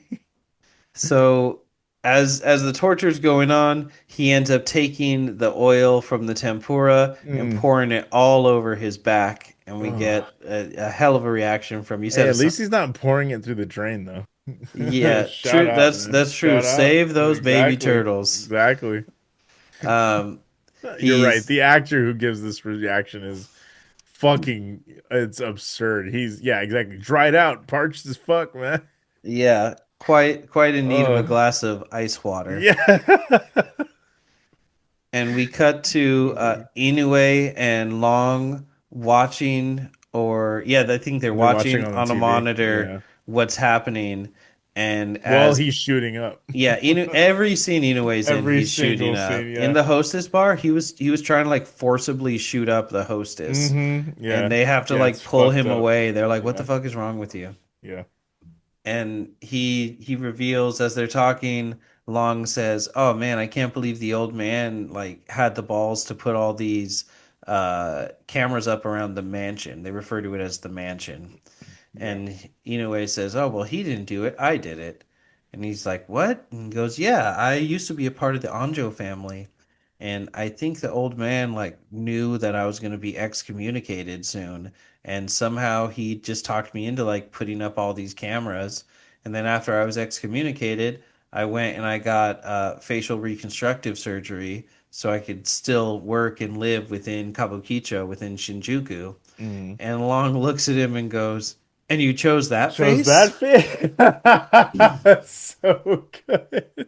Well, the It's way, the him or it's the her joke from Arrested Development. mm-hmm. The way he delivers the "shut up" is so funny too. Because he says, "You chose that face." He's like, "Shut Yeah, up," but in Japanese, yeah, "Urasai." yeah. like, So funny, dude. Oh uh, man. so we come to learn pretty quickly that Gigi is a master manipulator. Hmm. So as he's, doing this torture, Funaki himself shows up, demanding the release of his man.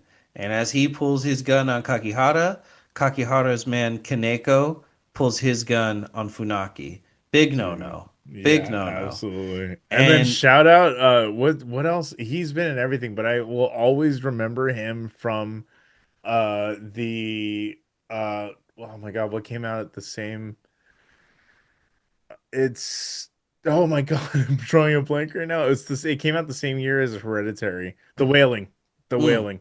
He is the ghost in the Wailing and shit. Terrifying.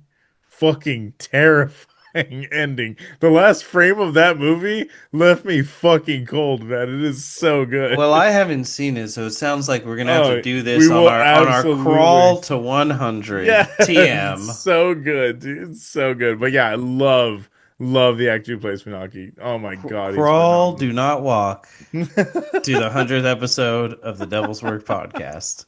We'll do the math later and tell Yeah, you when it'll be. exactly. So Funaki is demanding his release. Kaneko puts the gun to his head. Kakihara says, Kaneko, put your gun away. Yeah, well, I love that when Funaki says it, he's like, Kakihara, what are you doing? It's like, this, just a little torture. Yeah. Yeah, he's I was like like, oh my God, I love this man. I'm jonking here because I'm the jonker. Exactly. Blah, blah, blah, blah. So We exist funny. within a community. Yeah, exactly. Community, that's so funny. Thank you. I was like, That's what's so another word for funny. that? Yeah, that's great. And as we have this weird one-sided Mexican standoff, they explain, well, we had a reliable informant who told us that he was upset about the porn dubbing thing Hmm. and that he kidnapped the boss. And in the manga, it is true that he talks a lot of shit about Kakihara and about Anjo. So Mm, so Gigi leveraged that because he knew it would be believable for that reason. I And they're like, see. it's Gigi, it's the old man over there. And they're like, well, I don't, who? Like, who are you talking about? And they turn around and he's absolutely fucking gone. Gone in 60 This is a squirrely seconds. little fucker, ain't he? And there's like a smoke outline of him Yeah, and it just like that's slowly so drifts funny. away. Um, and Oh my God. Kakihara is just like, well, oh geez, isn't this just a funny misunderstanding? Mhm. And It freeze frames. I bet you're wondering how I got how I here. got into this sticky situation. God, just Uh, absolutely ridiculous. Real Kakihara things. Again, Kakihara time. Exactly. And then from there, we cut to Ichi once again, who we see is in a very dark club. And it Hmm. turns out that it's a sex club. And he's with a girl who her face is so horribly like disturbingly bruised. Like Yeah, it's so yeah, real looking yeah. that It's it's just fucking like horrifying. Yeah. her whole body. She's just like absolutely battered and Hmm. she tells him you're the only one who's happy seeing a girl all marked up like this. Yeah, it's pretty fucking disgusting from here on out. Yeah, and she ends up blowing him. Well, he And forcibly grabs her, yes, but yeah. yeah. Yeah, it's a weird thing. Hmm. And uh he asks her, "How does he beat you?" Like Yeah. tell me how he beats you up. Like Jesus Christ. knowing that he was watching. Hmm. It's revealed to us through flashbacks as he's talking to her that this is the girl that he was watching and she says, "I thought I was going to die," which is Hmm. something that I've heard from every survivor of domestic abuse who's Yeah. ever, felt Yeah. like talking about it to me. Exactly. That's the real true fear that you have in that moment. Yeah, exactly. It's fucking horrifying. And again, it's one of these things where the movie is it's the pacing of it is also like go go go stop. Like go go go stop. Yeah. This is another one where you're just like fuck me, man. It is too real right now, my guy. It's in this weird way where like the movie is definitely never condemning like S&M or like, No. spicy sexual No, yeah. activities, Absolutely not. but Yeah. they do stop several times to go, abuse is not that though. Yeah. Yeah, yeah, yeah, 100%. Like choking each other, slapping Mm-hmm. each other, maybe even punching each other Consensual. can exist within a consensual space. I Mm-hmm. actually just saw a TikTok earlier of this couple in their bedroom and they just like tap gloves and then start kickboxing.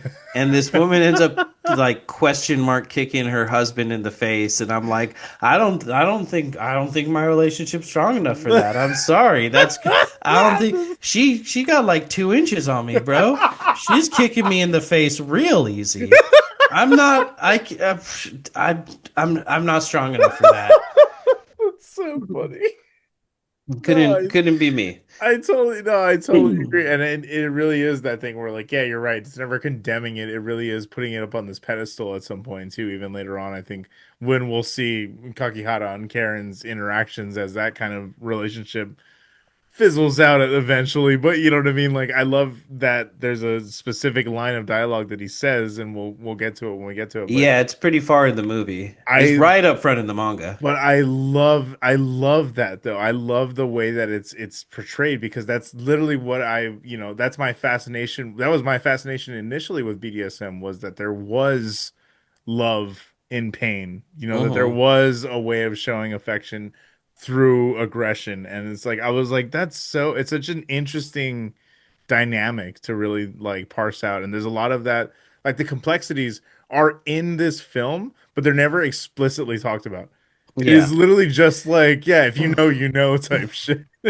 Yeah, it is one of those things where it's like Yeah. literally what how pornography is described, like how Mm-hmm. pornography is defined is Mm-hmm. like you know it when you see it. Mm-hmm. There's a Mm-hmm. like there's things that are like pornographic Yeah. and like clothing ads and Yeah. things that are like using that like sort of like asexual appeal, but Yeah. like porn itself is a different thing. Yeah. Yeah. Yeah. But you 100%. know it when you see it. Yeah. Yeah. Exactly. And it's sort of like, in an opposite way where it's like we're showing a lot of different levels of like consensuality around Yes. violence, but also when you just see this woman getting straight up beat on, like that that's not good. You Mm-hmm. just immediately Yeah, the storytelling through the film just you're immediately aware of where the standpoint of the filmmaker is, you know? when we eventually see Karen punch him in the face, it's funny.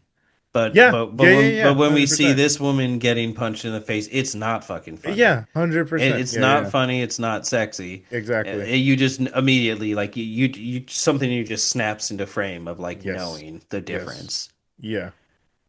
So now we get a mediation between Kakihara and Funaki by Uncle, and they tell him, "Well, you're gonna have to pay." I think they say like 10 million yen, and he's like, "Can't do it. We don't have it." Hmm. And they're like, "Okay, well then hand over the porn business to us." And he Hmm. says, "Can't do it. It'll bankrupt our family. We don't have anything." Excuse me. And he says, "Well, okay. Um, what are you gonna fucking do then? Because Hmm. you're just refusing to bargain. Like, we're not gonna fucking be cool with that." And he says, "Okay, how about this? I have a particular fondness of sweets, so I'll remove my This is perception of sweetness." oh, And beautiful. they're like, See. "What the fuck are you talking about?" Oh, I love And this he fucking. takes out the most ridiculous, elaborate, planned for this very moment Oh yeah. lime green hanky Oh yeah. and Yeah. ties it Mind you, around he's his wearing, neck. I will stop. He is wearing a like purple leather trench coat. The this is the pink shirt getup that he has, Hmm. and then the His iconic fit. purple leather pants. Like looking fine, bro. Like that boy is looking good.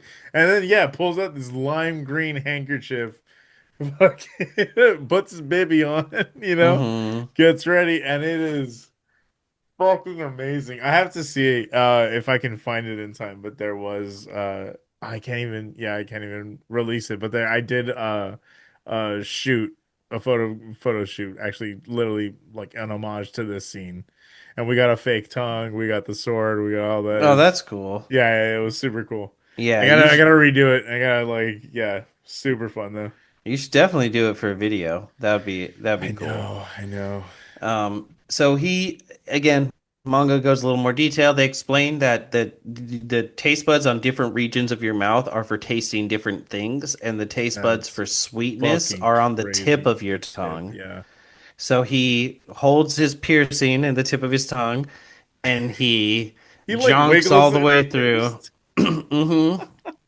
Of course, because everything's a show for him. Yeah. He wiggles it around Mm. like a Red Bull, Yeah. or damn it, like a red nose. I fucked that up.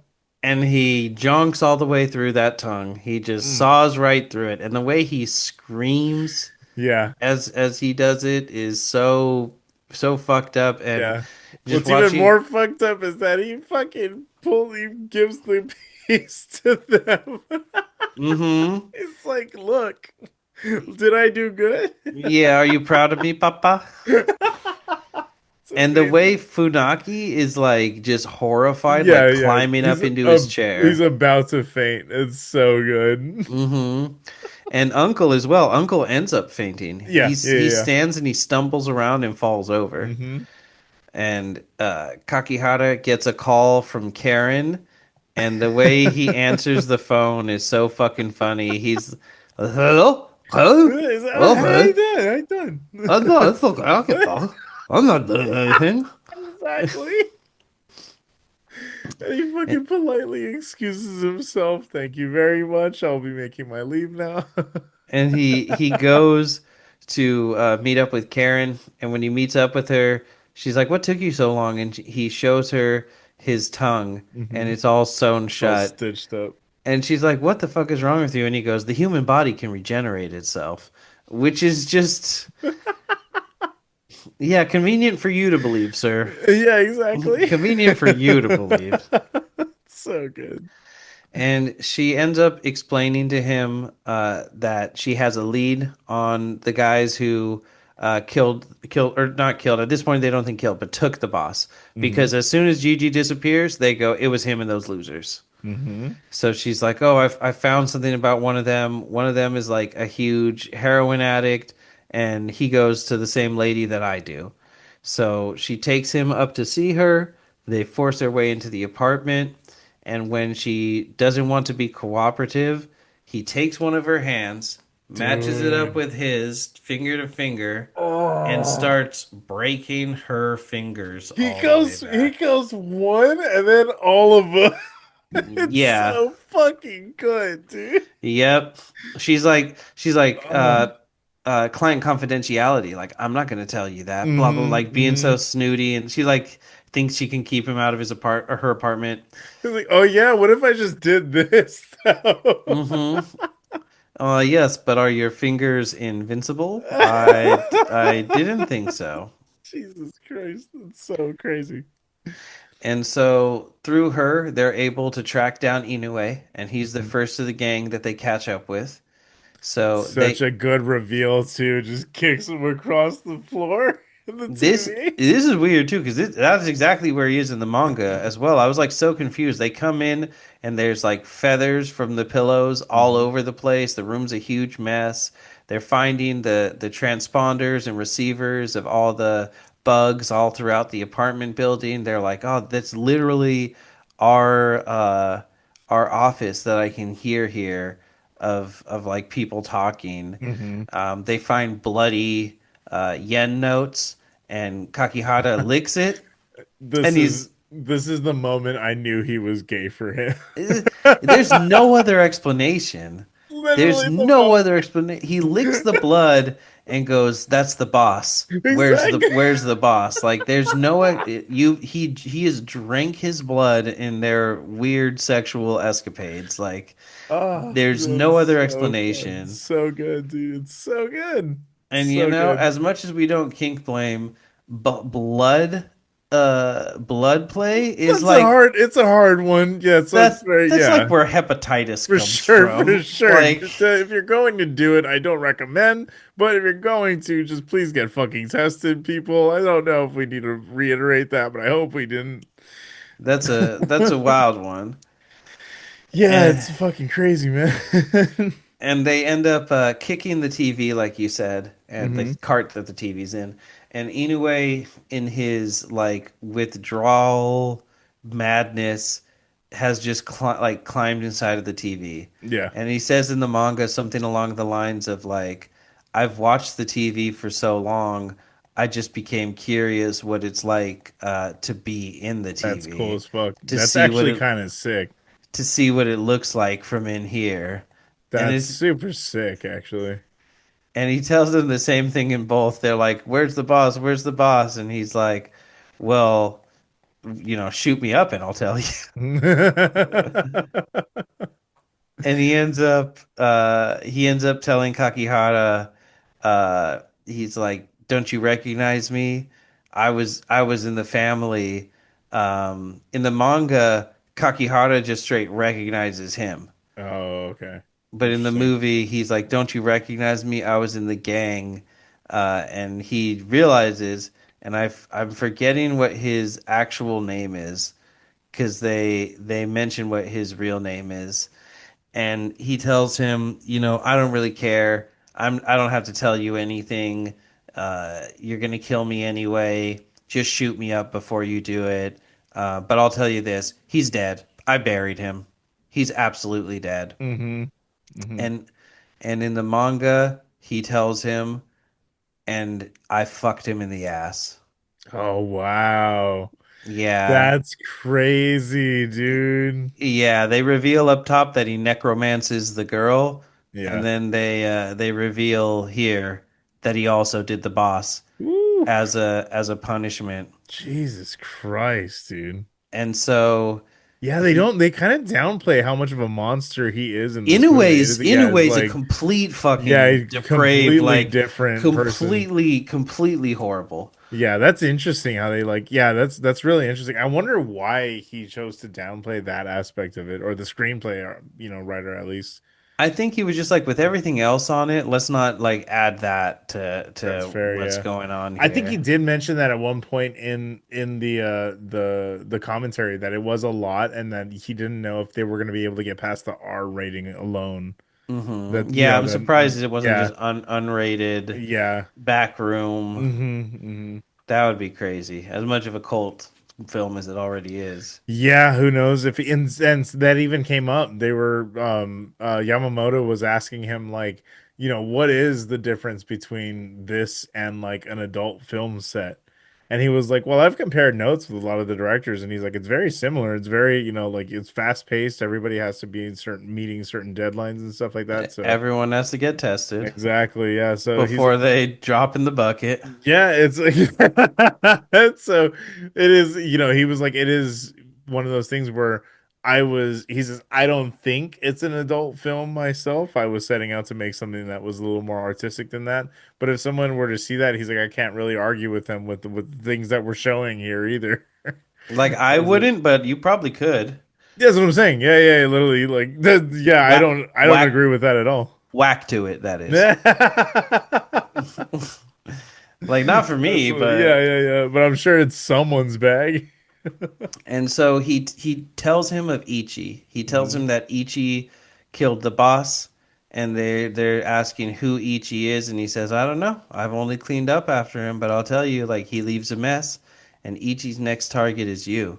And he keeps calling him Aniki, which means like older brother, but Hmm. in Yakuza terms, it just means like your superior. Oh, okay, Like okay. they pretty much call everyone Aniki. Like they're elder. Yeah, Yeah, yeah, yeah, kind for of. sure. And he tells him, "You were in love with Anjo, weren't you? Not as a queer or out of admiration, but you were turned on by the pain when he would thrash you. And you're so desperate for him to inflict that pain again, aren't you?" Thesis statement of the movie. Mm-hmm. That's the whole thing. He just like literally can't exist without this pain. Hmm.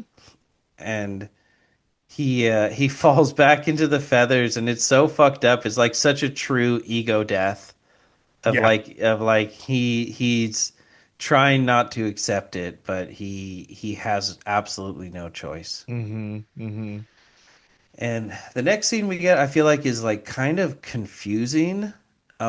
Again, reading it makes more sense of it, but basically, the loser gang, the other three, get together, and they because Gigi's such a master manipulator, he knew that this was going to happen to Inoue.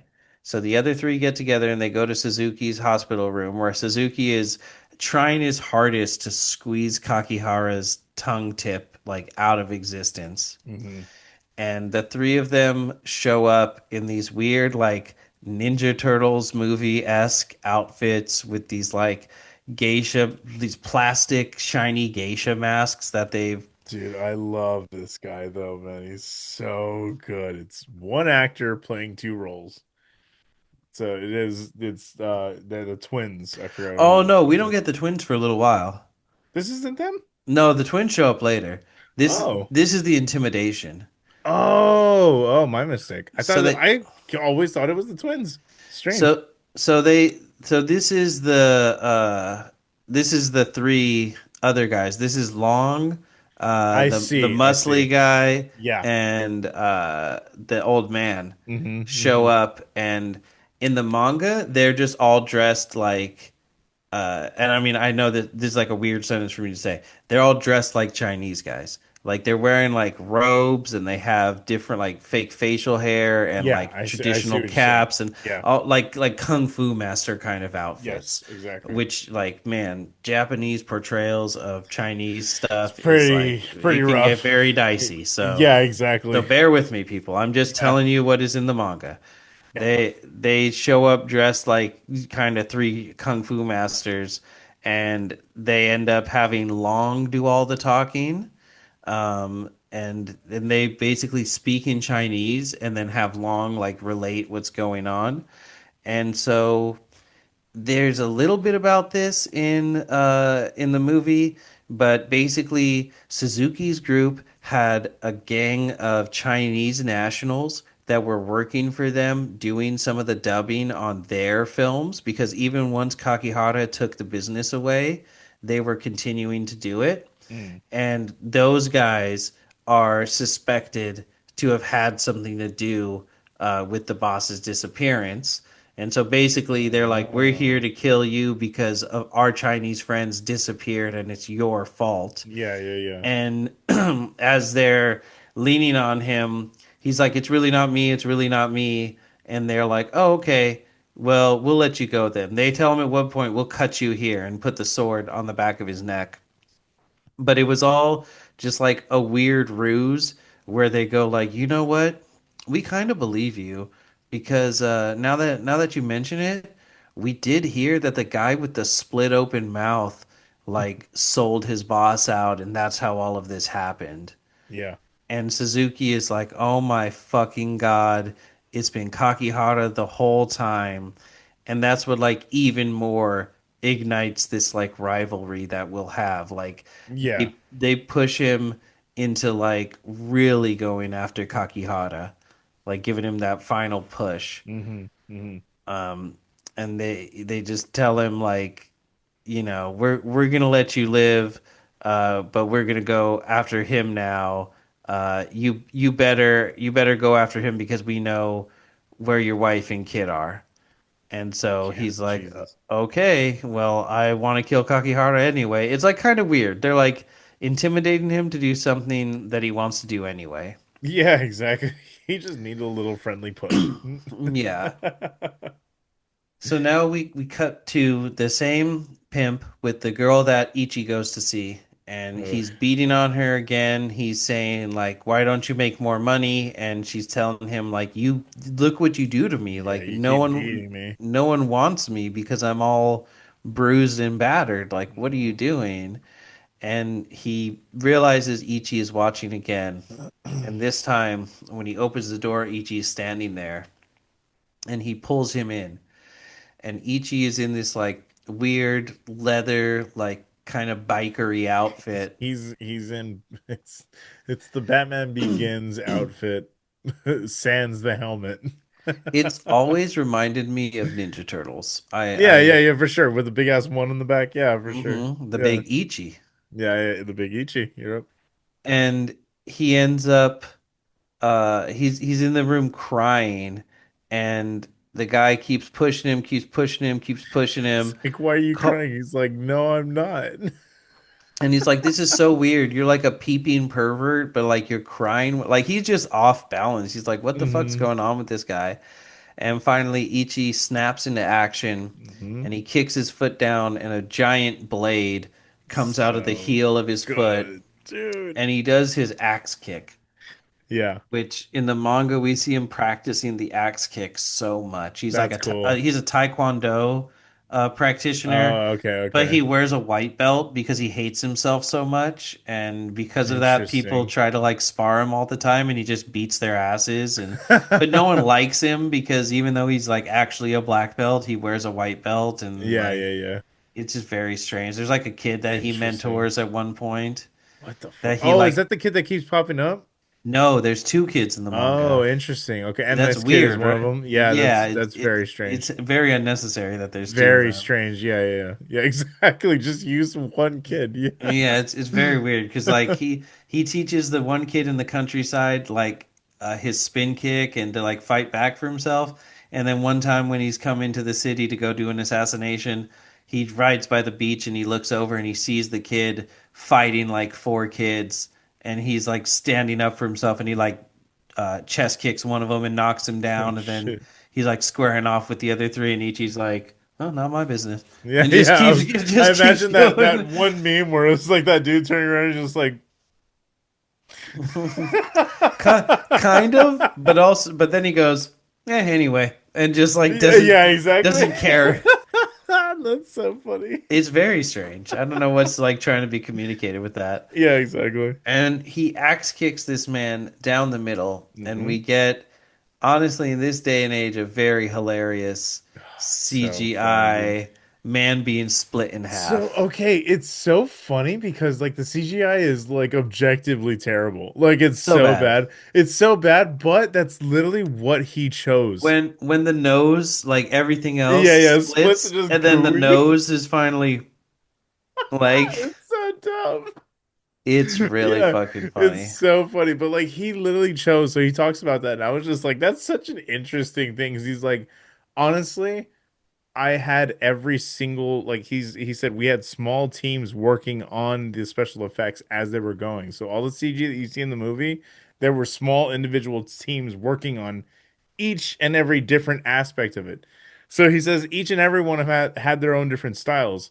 So I just gave him the footage, told him what I wanted, let him do it. And he's like, I didn't direct shit after that. It's Mm. like I just let him do it. And he's like, honestly, the little mishmash of styles really, really makes the movie more interesting to look at. He says, I think it adds a lot more character to the movie. So I wasn't mad about it, and I wasn't upset that we got so many different styles. He's like that the CG artists themselves were losing their fucking minds because they're all perfectionists and they wanted it all to Of like, you know what I course. mean, make sense and be cohesive. But he was just like, nah, let it ride, fuck it. I love he's just a strange motherfucker, bro. He really He's is. just a strange motherfucker. It's so funny. So funny. For more proof of how weird he is, play No More Heroes 3, where he has like I know not even you a told me about cameo. that. He's in the He's game, in the and game. he's That's just Miike. It's very it's weird. amazing, dude. Very I fucking love strange. that. Only Suda 51 could do that. Oh, I love that. So he kills the pimp, Mhm.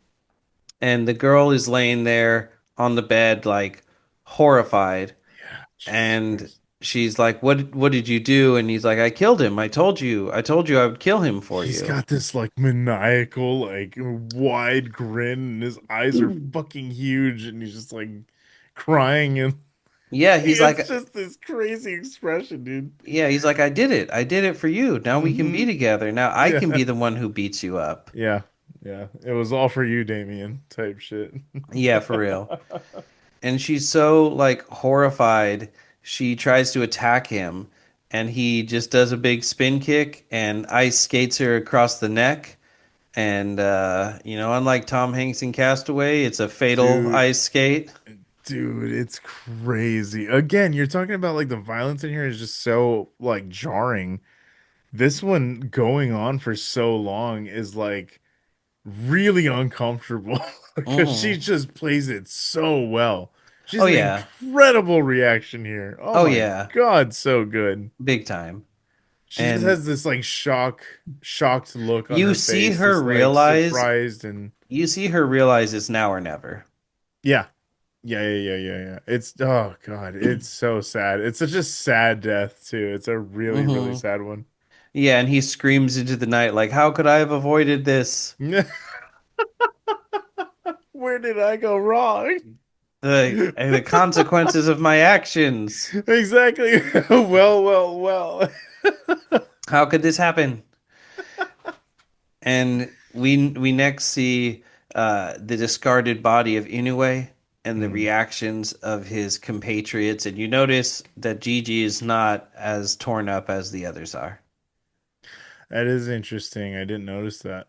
The others are Mm-hmm. like yelling and pacing, and Gigi's just standing there. I'm like, yeah, I got my use out of him. Mm-hmm. And we then see Kakihara being excommunicated from the family.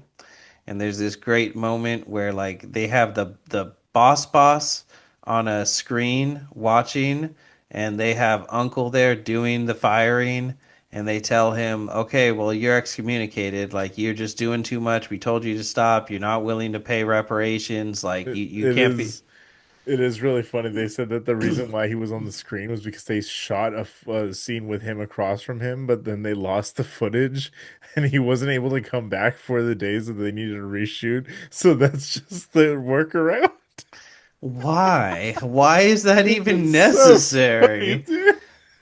There, that other character, the character who's like a bigger guy than Uncle, is not there in the manga. So Oh, it's interesting. So he's that's literally just not. That's so weird. That's so funny. it, but it ends up giving like a fantastic gag Oh where yeah. where Oh, I it love it. does happen in the manga too, where they tell him you're out, and he reaches in his pocket, and they all jump up. Everyone's like pissed scared. He's about to take out the whole room, and then he takes out his pin, and Hmm. that's part of the like oath to the Yakuza. They give Oh, you a okay. The pin, and you pin. hold on to that pin, and you're supposed to wear it in your lapel. And Oh, in like interesting. the Yakuza games, it's like tells you what like family they're in. Yeah. Well, he You reaches know in his pocket for the pin, like how you're supposed to reach for your wallet when a cop asks to see it. exactly. Very quickly, Exactly. Suddenly and with force. and everyone gets scared, and he puts the pin down, and then you see the guy who's holding the screen ducked behind Uncle, but then when he holds the screen up, the guy who's on the screen, there's like a glass door right behind him, Mhm. and he's like peeking out from behind the That's door. so funny. So even though he's not there, he's still It's hid funny. from Kakihara. Yeah, because everybody, I was gonna say, mention it earlier, but everybody has this like terrified reverence about it when they address him. Everybody in the movie who comes across him has this like, oh, yeah, no, we're chill, right? We're chill, like we're good, sir. How are you Mhm. doing? Like it's so good. He has this like commanding presence about him, and so fucking good. Yeah, yeah, it's interesting, and there is we do get a little origin of him in the manga of like I kind of cannot, how I he cannot became the person fucking. he is, I'm dying to hear this, dude. I can listen to this shit all day, man. and so as we'll get to it, but Absolutely. as he's leaving, the last person he walks by is Suzuki, who's standing there like, nah, Hmm. and got you fired. Shouldn't have said that about Kirk. Um, and Kakihara turns around and goes, "You talking out your neck?" No, but he tells him, Oh "By the yeah. way, I'm taking over the Anjo family," and he Yeah, walks yeah, yeah. out. He's always So he's like, "Cool, I won't be part of this group, but like I'm gonna yeah. keep my army of minions." Hmm. And Walks out, slams his dick on the table, and leaves. that's right. And as they walk down the street, Man. Takayama, who is the guy who has the incredible voice that Hmm. Tarantino loves so much, Hmm. like it's so deep, It's like so, and it's so interesting too because I didn't realize that over the years that I think we've talked about it too, how the Yakuza over there in Japan, it's frowned upon, I guess, to roll your R's yeah, for yeah, go Yakuza just members. just going like "Arrgh" in your Yeah, yeah, words yeah. is seen as like being abrasive, and Yeah, like exactly. it's like if you want to write a character to act like he's a yakuza, that's what you like have him Have do. them But do okay. usually it's like more of a performative thing, you It know. really But was interesting to see it on display, though. You know what I mean? Because he was like, he's very, very much, yeah, he's accenting like everything. It's so cool.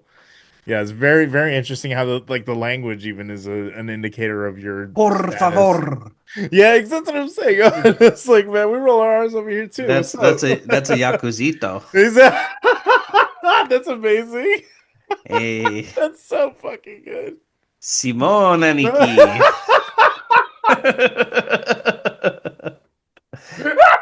And half of that joke was okay, I'm That's pretty sure. amazing.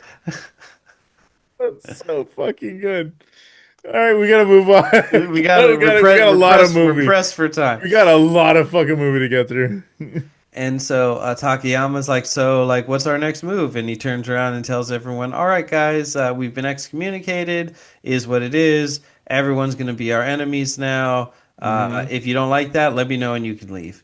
And this dude wearing like a really dope, like full Yeah, length red trench coat. so He steps up and he says, "Yeah, I'm returning the sake cup that I took as part of my oath. Thank you for your time. I'd love to do an exit interview, but I really don't good. have the time for it."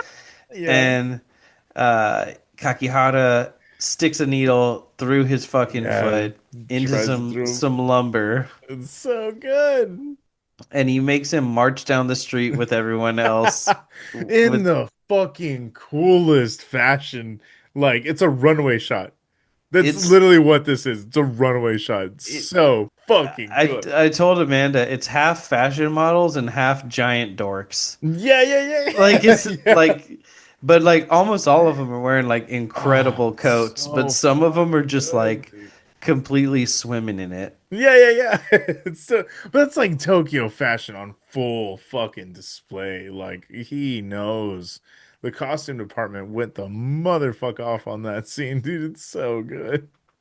So I feel like this element isn't explained until now. Hmm. But basically Suzuki in the hospital room scene, he ends up hiring them. He agrees to pay them 3 million yen to take out the entire Anjo group. And I so see. Okay, all okay. these machinations moving forward are like part of this agreement. And I see. I see. we get a phone call where he calls Gigi and Gigi goes and hands Long the phone. And Long's the only one who talks to him. It's like designed that way to Mm-hmm. like create this separation. I see.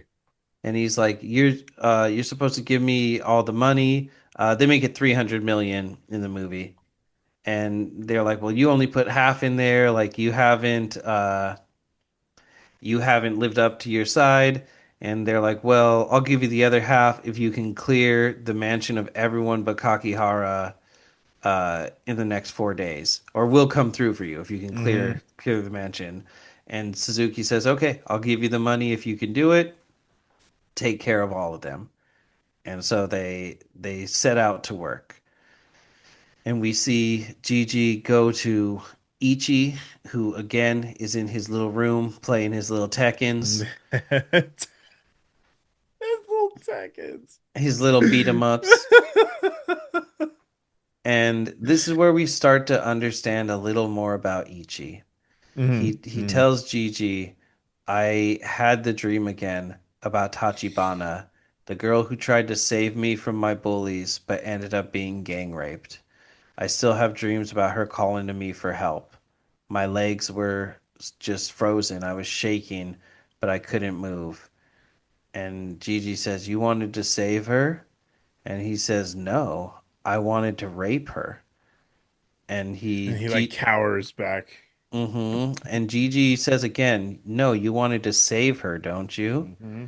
And he says, no, she wanted it to be me. She wanted me to be the one raping her. And it's really twisted. It's Hmm. really Yeah, fucking twisted. it's so fucked. Like you could just see he's not right in the head at all, but it's like you really see how fucked he actually is in hmm these moments of like his inner thoughts being, expressed out loud. It's interesting because Gigi is like using him as a killing machine, Hmm. but he also seems to want to like make him like a good person. Like he's in both versions, he's There is, disturbed. yeah, yeah, yeah. There is this notion of like, but I'm the one who can take care of him. I know what I know what he's actually I like, can so fix him. I can fix him. Exactly. That's literally what it is. it's so weird because like when he says like I wanted to rape her in both versions, he's like, no, you wanted to save her. That's what you mean, Mm, right? Like, mm, mm. and he uses so basically he uses these memories that he has of being bullied As the to fuel. Hmm. to like create these connections for these killings. So all throughout the manga, every single person he sends him after, he's like, "Oh, doesn't this guy remind you of this person who used Yeah, to bully you? And doesn't this guy remind you of this person who used to bully you?" yeah. And later they go with a different story for Kaneko in the film, Hmm. but in the manga they go, "Well, remember he also was picked on by them, but then one day they made you guys fight each other and he beat your ass. And then they made him beat your ass like every day after that. And then Hmm. eventually he just became one of your bullies too. And so the reason he's nice to you is that he feels bad about all of that. So you should kill him." Interesting. That's fucking crazy, dude. He Yeah, he gets in there. That's like intricate ass fucking lore. yeah. And he ends up saying in the manga at one point, it's 60-40 truth and fiction. Oh, that's crazy. Like how much is being fed and how much is real. Yeah, because you don't need a lot with the fucked up foundation that Ichi already had. You know what I Yeah. mean? It's like, yeah, you don't need to do a whole lot. Like he'd make a great DM. It's true. That's It's so true. fucked All up, he man. needs is pink hair. Um, and so from there, we see Kakihara going back to the bar that Karen works at, and the owner is telling him, I can't have you drink here. Like it's gonna cause a whole issue. Like if one of the other families comes in here, I just can't do it."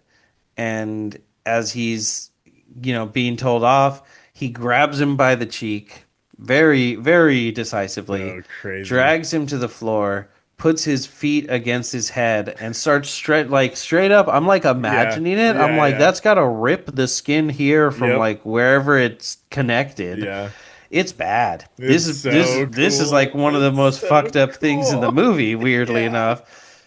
It's such a cool scene. Yeah, this is one of the moments that like Miike and Yamamoto just went silent and they're just watching it. They're like, how did you pull this off? It's like, what the fuck? Mm-hmm. Yeah, it's so cool. And yeah, just so they know, just it is prosthetic, obviously It elastic. had to be. Yeah, it's I was like, you prosthetics. can't. There's no Yeah. It's the same. I way. think it's the same material that they used for like the suspension thing. Oh, Yeah, but like yeah, that's literally why they the were like, it worked well here. So exactly, yeah. So the stretchiness of it really, really shines through in this scene. It's so disgusting. I can't remember what he does in the manga to him. I think maybe he just stabs him, and Hmm. then Karen shows up, and in the movie she ends up She gets grabbing in on the fun. his other cheek, and she's wearing stilettos, so her feet are stabbing his face while she's pulling on his cheek, Oh, dude, I love and it so much. It's so much fun. She's just like, look how much it's stretching. This is crazy, right? I'm doing yeah, good, right? and She gets pick me energy. she calls him Masa all the time. That's his I would say that's actually his first name. I think Yeah, Kakihara is yeah, his last name. his family Yeah. name, and Masa's his like personal name. Gotcha, Key. Yeah, I was wondering about that. Yeah, it's a little confusing. Hmm. But she calls him Masa a few times, and she's like, "Masa, I want to be your girl. Like, I'll do anything for you. Let's be together. Like, I love this. I love inflicting pain. Like, I'll do whatever Hmm. you want me to do to you." And he's like, "Oh, yay! I'm taking Daddy's place. I'm gonna be." Exactly. I So you want to be a sub. Mm-hmm. I like it because Daddy's been there. And you know what? We actually do. This is a scene where we get to see Ichi's bike. We see him pushing his bike down a little alleyway, and there's a kid being bullied by three other kids. And we'll see a little more of this as we go on. But this kid is being bullied, and the three kids that are bullying him, they see Ichi staring at them, and they're like, you know what? Fuck it, let's bully this grown man. And they start calling him a little bitch, and they're like telling him to stop looking and to leave.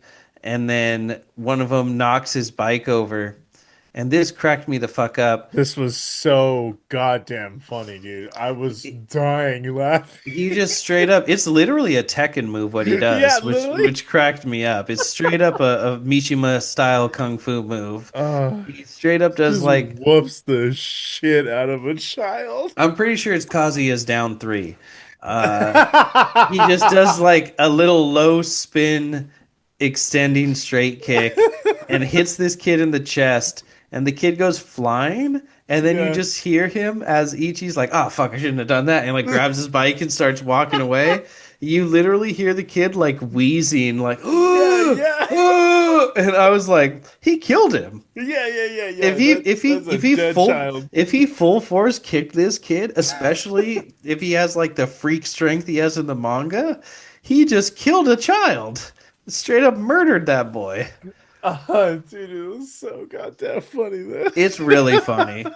It's really fucking Like that funny. that comedy reminded me of the beats from Visitor Q. Like it really did remember like the violence to the kids at the end. You're just like it's so cartoonish and over the top. You're just like, "Oh my God, that's funny." Now Hmm. that's comedy. And I don't care who you are. Now that is humorous right there, regardless of how you self-identify. So stupid. Have I said that before? I must have said that before. Not on this show. That's just a high thought like 10, 15 years Oh ago my about God. fucking Larry the Cable Guy. I was like, oh, that's a funny way to twist that. Um, and we now cut to Karen and Kakihara in the dungeon, which is Hmm. so much more intense in the manga. He's like fully shibari'd up, and his dick is just like completely tied down and Oh man, yeah. knotted, and like it's. He said, "Hell yeah!" CBT, man. No, I was like, oh no, yeah, yeah. Cognitive behavioral therapy, Yeah. and he Yeah. he No, he I mean, tells. as people will know though, too. Like I've talked about it very many times. Like, yeah, I love Shibari. I've gone to plenty of dungeon parties. I very much am part of the lifestyle, when I can be. He's a member of the Dungeon family. Exactly, but like this is, and it's funny too because a lot of a lot of scenes in real life do take they take inspiration from scenes like this in movies, you know what I mean? Like people playing it. Literally they call it a scene. That's how it's referred to Yeah, I was like when you're realizing as you were saying, I was like, I have heard it referred to that way it's before. literally called a scene when you're playing in public. That's what it's called, and that's why I've always referred to it as erotic theater. That's what BDSM genuinely is, and that's what this is also again displaying. And it puts it on this really wild pedestal because of the thing that he's about to say. Because of this, like this adds the context to everything. It's so good. Yes. Then you set me up perfectly. So he Hmm. tells her, "Listen, when you're inflicting pain on someone, you don't think about the pain that they're feeling. What you think about is the pain that you're inflicting. Focus on the pleasure of causing pain. Exactly. That's the best you can do for your partner." Hmm. And And that's the entire thing. That's what it is. That's what the psychology of BDSM it really comes down to is that like you have to want to be a giver also, you know what I mean? Like as much as it seems like it's just whips and chains and pain and shit, it's like no, it really is there's a psychology behind it and there's actual like affection behind that. yeah, it's interesting because in the movie it's really just Karen where they have this like she's beating the shit out of him. It's funny, she's wearing like bikini armor, like she's got her like ass beating outfit Bikini on armor. and she's That's so trying funny. so hard for him. She just full force punched him in the face and he just said the boss was better at this than you are. Like Hmm. just stop. That's enough. And he removes himself of all the chains he's like got himself wrapped He in. just like gets he's like, all right, I'm good. We're done Hmm. here. Yeah, he says you're not the one for this. Yeah. Yeah. And she is so like dejected and heartbroken. Hmm. In the manga, they have a little more of a like, oh, but are you really about this life Oh, kind of okay, thing yeah. going on. Again, how high are your socks? Yeah, how food out are you? Exactly. How the higher the socks, the downer the foo. That's Oh Oh man, man. going back to Yakuzito, like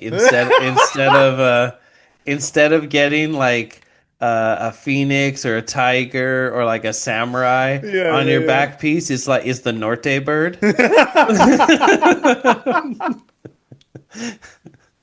yeah. It's a fucking they got them like tramp Yeah, stamp. yeah, yes. It's just like that, but in the Yakuza style. Hecho en Mexico. So good. Oh my God. Let's keep going. We gotta get to this fucking movie. So this becomes again a little confusing, but the context of the manga makes more sense of it. Gigi hooks him up and has him staying in the apartment in an old defunct telephone club. And a telephone club is one of the many, many sexually oriented activities that you can do in Japan. Yeah, I was gonna It's say basically a jerk booth off that theater. it's a booth that you go into to have phone sex and jerk off. Hmm. And basically, people just pay to be in a telephone club, and you don't know who you're calling, where you're calling. They can be in the next room, they can be on another island, they can be wherever the fuck. But it's just a No, room to jerk off in. it's an audible glory hole. Wow. Thank you. Well, fucking done. Thank you. Thank you. That's Pretty proud of that one, actually. your next cum shot by Audible. You know the voice I'm talking about. That's Um, amazing.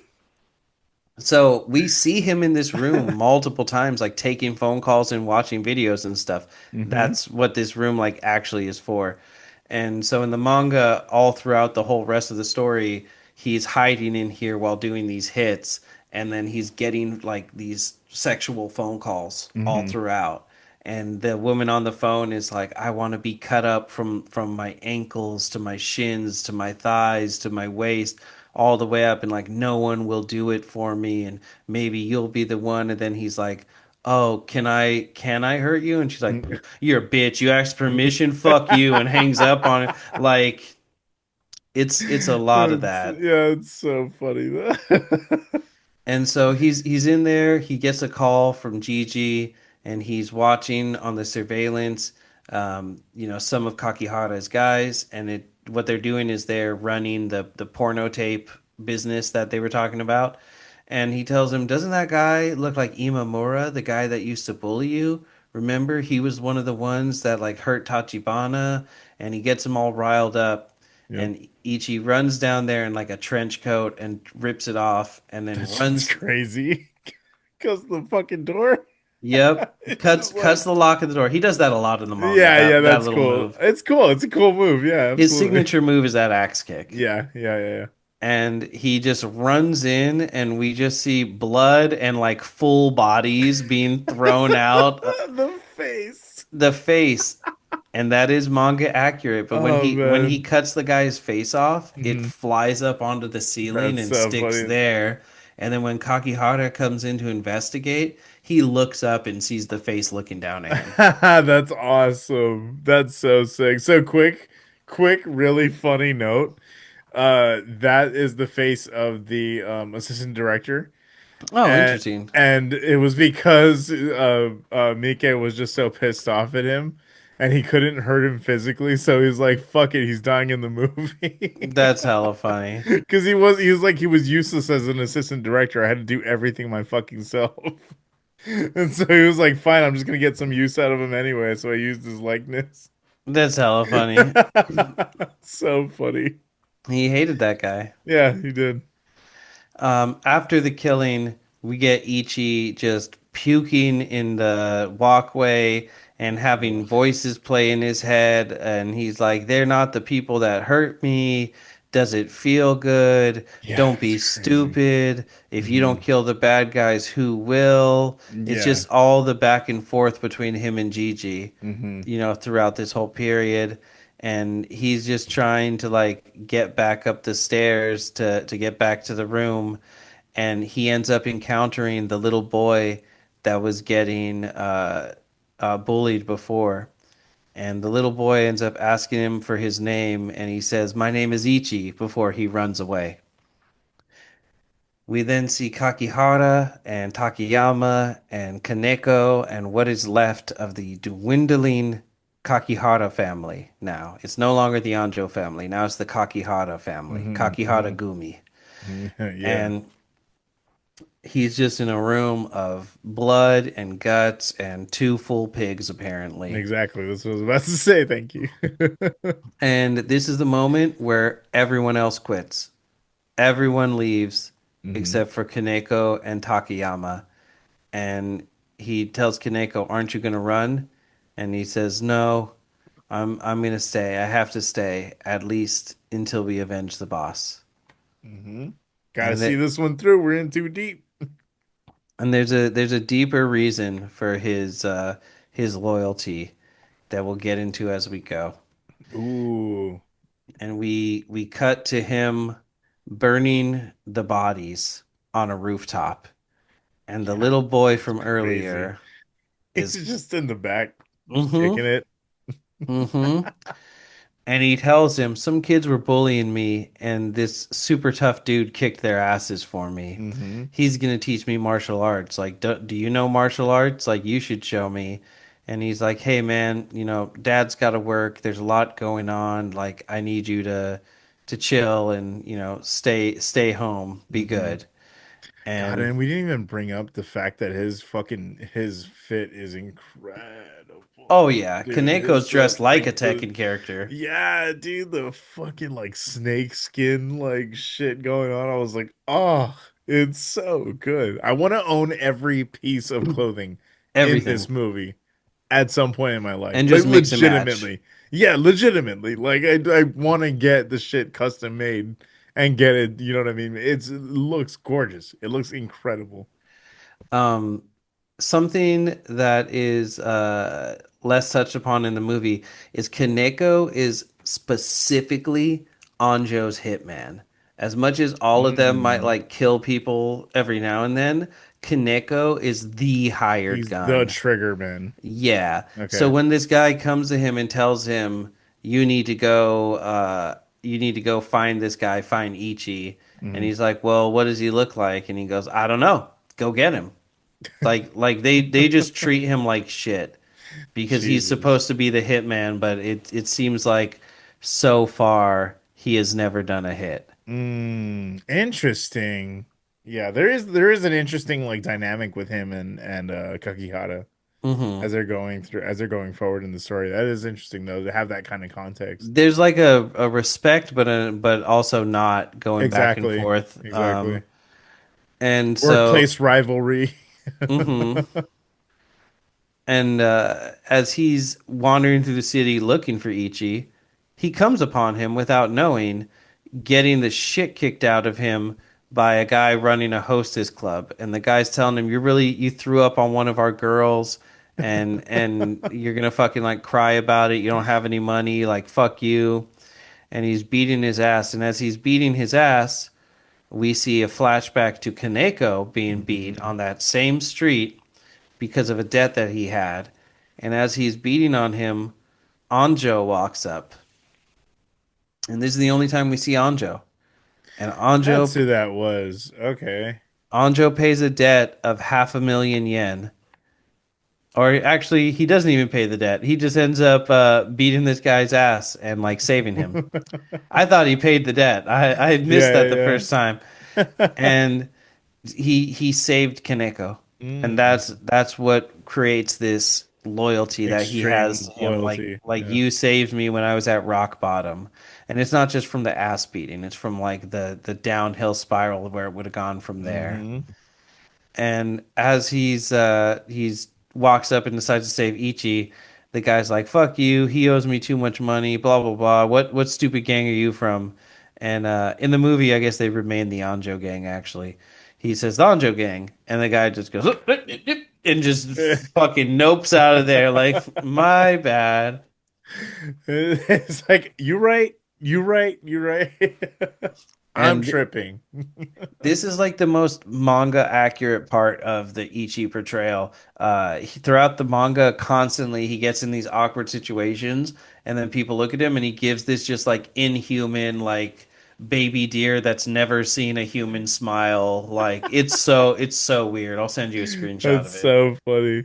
And he just gives him that like Yeah, yeah, yeah. It's like it's so yeah, it is so strange. It's such it's a like weird showing teeth, but it's not a smile. say shout out 156 Exactly. for Philip, their logo. Literally that's what Ichi's looking like. Hmm. Uh And he's like, all right, well, you're weird. He's like, do you speak Japanese? Are you Japanese? Do you fucking understand me? And he's like, all right, man. He stands him up. He's like, get the fuck out of here. Go. Go on, get. And then it just smash cuts to them in 10-star Kyushu ramen. That's so funny. It's so accurate. It's so fucking funny. It's the exact That's same building hilarious. in the games. Um, and the two are having ramen, and uh, it's interesting the way it's shot. Like uh, we see both him meeting with Anjo, we see him with his son, and we see him and Ichi eating together like all at once. And at one point, It's we weird, yeah. see um, Kakihara behind him turn around and look at him. And Yeah, so yeah, yeah. so it like confuses you into thinking like he's there while Ichi is. But I think what's actually happening is it's showing like when he joined the gang that they sent Kakihara after him to like find out dirt on him, find out that he has a son, and like so all of these things are like contributing Can be to. used as blackmail. Got you. Mhm. Got you. I understand now. Okay. And so when he's eating with Ichi, he's like trying to, form this bond with him for whatever reason. He just like sees some of himself in him. And he tells him, okay, well, if you need help, you can like reach out to me. And they go out their separate ways. And we cut to Gigi giving Ichi a series of numbered envelopes, 1 through 6, Mm-hmm. and he tells him these people are just like the ones who bullied you. In fact, they're even worse than them. Yep. These will be your final targets. Go get him, boy. Hmm.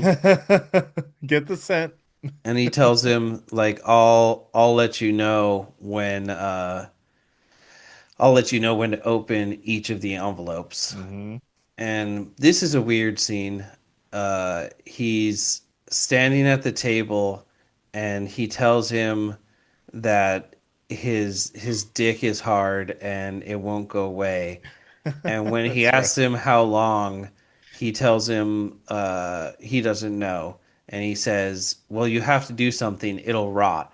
If you don't use it, it's gonna fall off.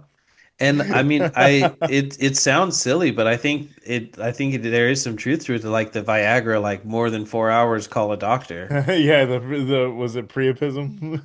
Is that what it's called? I think that's what it's called. Okay. Because he does explain to him in the manga, he's like, "Yeah, dude, you cannot have a hard on for that long. Yeah, yeah. Like it will start to rot." And he gives him a sedative that's supposed to like make his dick go down. And then in the manga, he also gives him pills to like widen his blood vessels. Oh, weird. It's Very so weird. strange. It's very weird how like focused on his boner it is.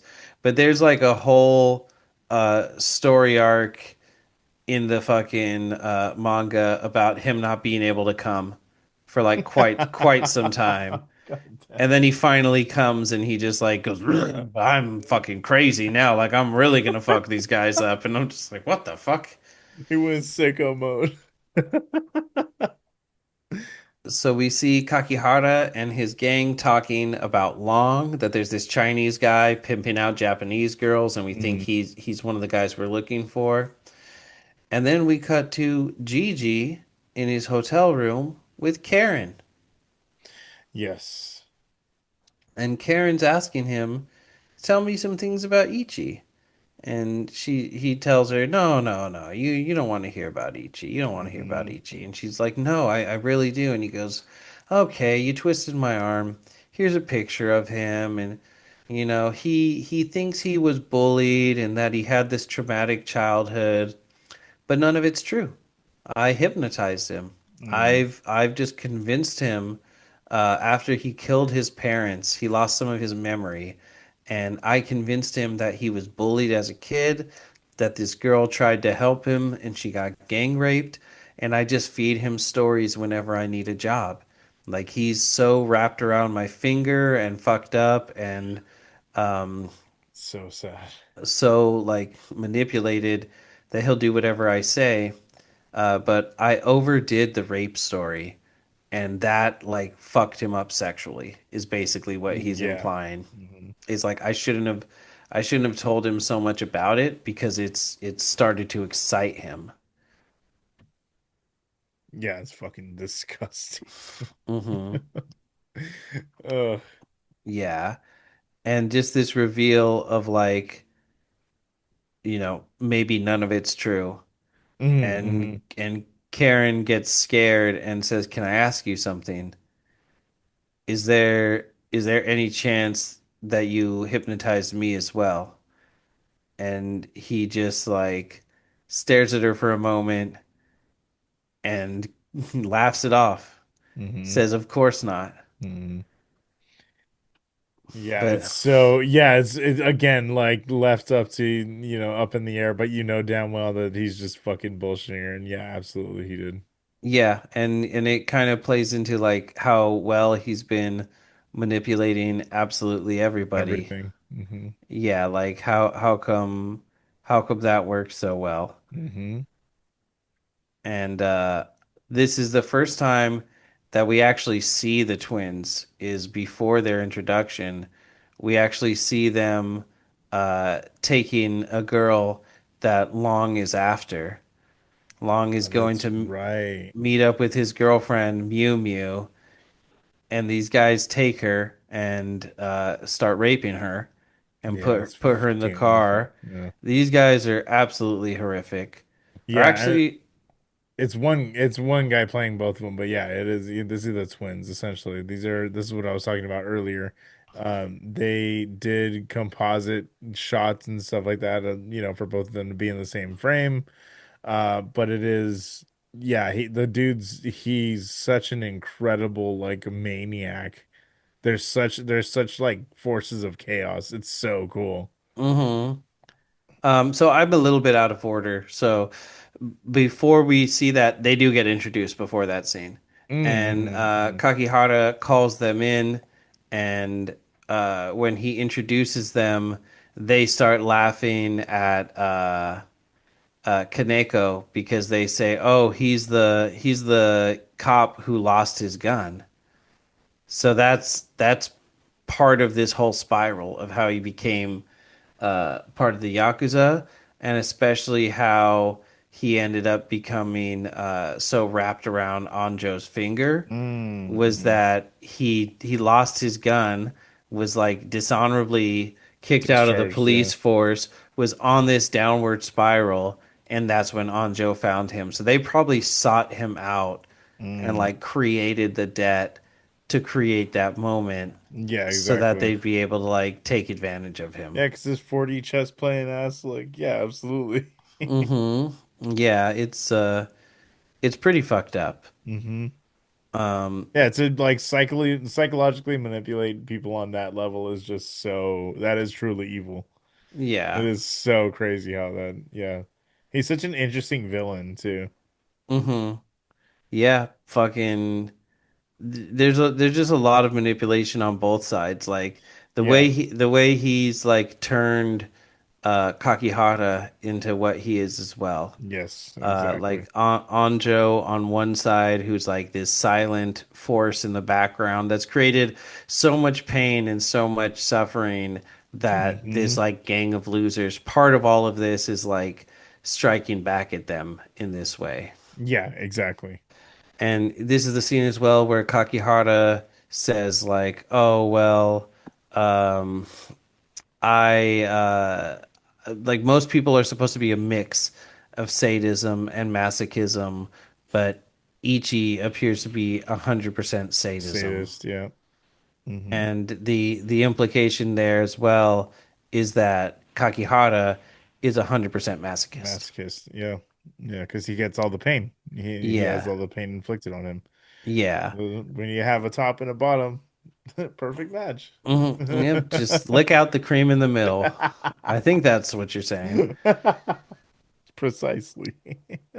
So, in one of the most horrific jump cuts of all time, Oh we see God, this yeah. woman's nipples being stretched That by shit is vices, crazy, dog.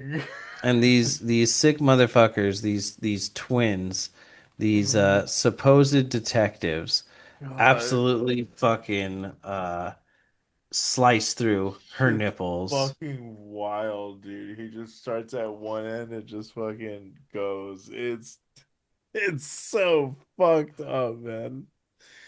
Oh. So they're called Jiro and Saburo Hmm. are Hmm. their names. I felt like they had like a name as the As twins, the but twins, they might have. I don't know. I feel like yeah, they might have mentioned it too at one point, but I don't remember it. yeah. So they in the manga we get this whole explanation of how they are actually from the family that Kakihara was part of Mm. before he joined the Anjo family. Mm. I see. And we get this explanation of like they uh they have all this respect for him because they're actually the ones who gave him his scars. Oh, okay. Interesting. So it was like a 7-person family because they were Oh. all so fucking insane and so powerful. But it just like honestly, I feel like it's kind of a narrative misstep the way they do it. So I guess that's why they also like didn't make it part of the movie Hmm. because it kind of just doesn't make sense. Like we were so powerful and crazy that we like actually didn't make sense to continue to be a family. But That they okay. one of them Yeah. says Jiro. I think Jiro says that he cut Kakihara's face and gave him those scars, Mm. and then Saburo says, "And I'm the one who ripped his face open." Oh, So he just grabbed him from what the way he implies. He just grabbed him by the face and gave him the Chelsea grin, that's crazy. and the other one sliced his face open. But even though the brothers like don't have lasting scars, apparently he fucked them up so bad in response that they have like absolute and utter respect for him. Got you, got you. Beat their ass into submission. Hmm. They're such manga characters. Like if you didn't already Yeah, know that yeah. that this was based on a manga, like that would definitely tell you. 100%. So They yeah, look cool as shit though, too. They look they awesome. they do in the manga they're a little more boring looking, but I like the Hmm. like They got like little coats floral, and like everything. yeah, floral coats going on. Like there's random patterns on the shit. It's very, very cool. Again, costume department had no right going that hard. Yeah, God. And then it's so sad as they're like standing guard while they're brutalizing this woman trying to find out where Long is. Um, on the outside, Takayama and Kaneko are talking, and Takayama is telling him like before he was like telling him go find Ichi. I don't give a fuck. Like you don't know Hmm. what he looks like. I don't care. Yeah. And he's like had a change of heart and he's like, "Don't you have any regrets?" And Kaneko's like, "No, I have none." And he's like, "Well, I have a lot, dude."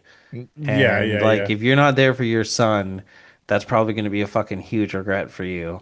And he's like, believe it or not, I've had this said to me in life insurance conversations. Uh, yeah, if I die, my 10-year-old can just get a job. That's pretty. That's pretty much what he says. Yeah, for sure. Like, what? I Yeah, don't yeah, really yeah. care because I'll be dead, and Exactly. I'll just get a job. So fucking crazy, dude. It's ridiculous. Hmm. Um, and I feel like a lot of the text here, as you grow up, you start to realize like it's such a condemnation of this performative masculinity. Like Oh yeah. he's just like you're an Yeah. idiot. Go Hmm. take care of your son. jackass. Exactly. Yep. Um, It's like you said before in an episode, shouldn't you be home changing baby formula? hmm certainly. Um, let me try to think of two other parts of this movie because I'm kind of going to do a two truths and a lie with you. Um, That's so funny. which of these parts do you think Takashi Miike added? Um, the boner tranquilizer conversation, the nipples being cut off, or I think it's Saburo who puts on uh, dog ears and now smells her Smelling him up. vagina and uses that to Right. track down Long. So I happen to know the answer to this one. Okay. Yeah, it's the dog ears. Yeah. Yeah, it's the dog Mike, ears. Yeah. why? Because he was It like, we couldn't get an actual dog because the dog wasn't actually like behaving on set. We couldn't get it to fucking act, so he just had to put on dog ears. in the manga they cut one of her nipples off and then they Ugh. make her call him and tell him to meet her and then they go trap him. Oh, But Mike was interesting. like, I no, no, see. no. I think it would be better if you use the scent of his jizz latent in her vagina to Latent. track her down. Disgusting. Yeah, no, absolutely. Yeah, it's such. I know he said that that was one thing that they changed in the commentary. I was like, why? It's so ridiculous. That's such a Mike thing to fucking add Exactly. in to just be like, and then he fucking sniffs her. Like, what is wrong with you? It's like, sir, this is a Denny's. Yeah, big time. So now that they've got a bead on him, they all go to leave, and Kakihara turns around and looks at Kaneko and is like, "The fuck are you doing?" And he's like, "I'm coming with you." And he's like, "Read the fucking room, dude. Yeah, If I that show want is so funny. if I wanted you to come, I would tell you to come." And The way he looks at him is like, well, go on. The fuck? hmm It's so fucking funny, dude. it's utterly fucking absurd. And then just so we know that Kaneko's a bad guy, in case Yeah. abandoning Oh his God. family and Yeah. having willingly been a cop wasn't enough to like Yeah, literally. clue us into it. Like he didn't. This is that part of that whole statistic. Yeah, yeah, he's definitely one of the 40%. Exactly. He takes Uh her. 40%, sir. Yeah, he 40% her. Jesus He Christ, dude. 40% her all the way to a 187. I feel That's really bad. fucking I terrible. shouldn't have made a joke, but we're We're coping with here. That's this. here. That's where we're at. That's what Miike does to us. We're big time coping. Oh Uh, God damn, dude. so we cut from the 40% to Long in his little apartment. It's interesting. They can like walk along the rooftops from where they are. Like you could just open the window and walk along the rooftops. And it's Hmm. interesting because it's the same way in the manga, and I do think that's a very like Japanese, Chinese, Like, probably other Asian countries as well. But I know yeah, I've seen examples in both Japan and China like of that architecture. really maximizing that space and just having Hmm. like building next to building next to Yeah, building yeah, yeah. where like you can do that. Yeah, it's all stacked on top of each Hmm other. So there's a lot of high-rise buildings. So it's pretty cool that they did that. That they Hmm. have like the it matches what's in the manga so well. Yeah, exactly. And he runs, he gets away from them, and turns the corner, and who should it be but Kakihara himself, Hmm. watering some plants. And this is kind of a mashup of like multiple scenes in the manga. But in the manga, when he finds him there, he goes, "I just happened to be here.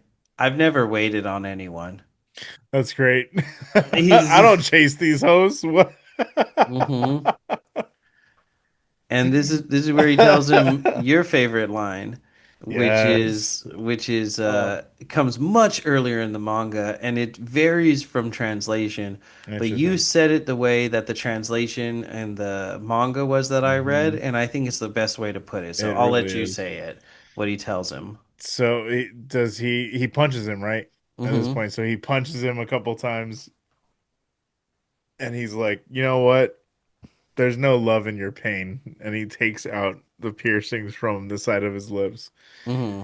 And I will let you explain this scene. Well, the translation I really love, and you've said it before this Mm. way, is "There's no love in your violence." And Mm-hmm. I really and he Yeah. so in the manga that's like chapter 3. Like Oh, that's when they're cool. in That's cool. the club that they all go to, Yeah. Karen's club, there's like a little fight that breaks out between him and the guy that's flirting with Karen, and the guy hits him and he just laughs and is basically like, "Dude, I come from being punched and you're not even good at it." And he tells, "There's no love in your I violence." love that. Yeah, yeah, yeah. I love, yeah. There's no love in your pain. There's no love in your violence. Either way you say it, it Hmm. really is fucking poetic. It's just that again, that is the notion that you're looking for here. Kakihara is looking for the love in the violence. He's looking for that and searching for it constantly, which is why what drives his character to do all of these like masochistic things in search of sadism. You know what I mean? And at some point he does do sadistic Oh yeah. sort of, He's things, but he's not. That's the thing. I also that's another thing that clued me into. I was like, oh, this is actually like queer cinema because nothing that he's doing actively when he's like deriving when he's doing the sadism part of it, he's not deriving pleasure from it. It's not. It's like literally, it's almost like just a job to him. yeah. You know what I mean? He's looking at it like, oh, I just gotta. This is what you do. He Like, yeah, you know what I what are mean? you doing? Just a little torture. Yeah, yeah, yeah, literally, Like it's not funny. He's just like exactly. I'm doing my like I wish I was this guy. I'd be nutting buckets. You know? Exactly. Yeah, but I love the way that that's described and how that's portrayed in Kakihara's performance. It's that's his character. He's not sexually driven. He's not motivated by that. It's just, this is just business, bro. That's Yeah. beautiful. Mm-hmm. And he takes his piercings out, like you said, and as Long punches him, unhinges that jaw like a fucking ball python. Oh, catches it like a mitt, dude. It's just fucking, I love the look of him, like the where the camera is behind his head, and this him getting caught in it. Mm-hmm. It's such a And like good the the squelch. squelch, yeah, it's so good, dude.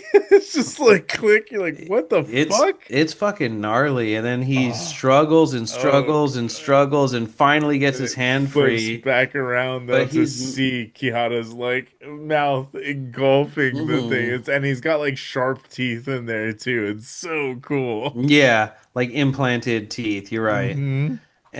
Yeah, it's so fucked up, and it's funny though because before you realize that the twins like did that, I feel like part of like the whole statement of this movie is truly like look at this dumb fuck.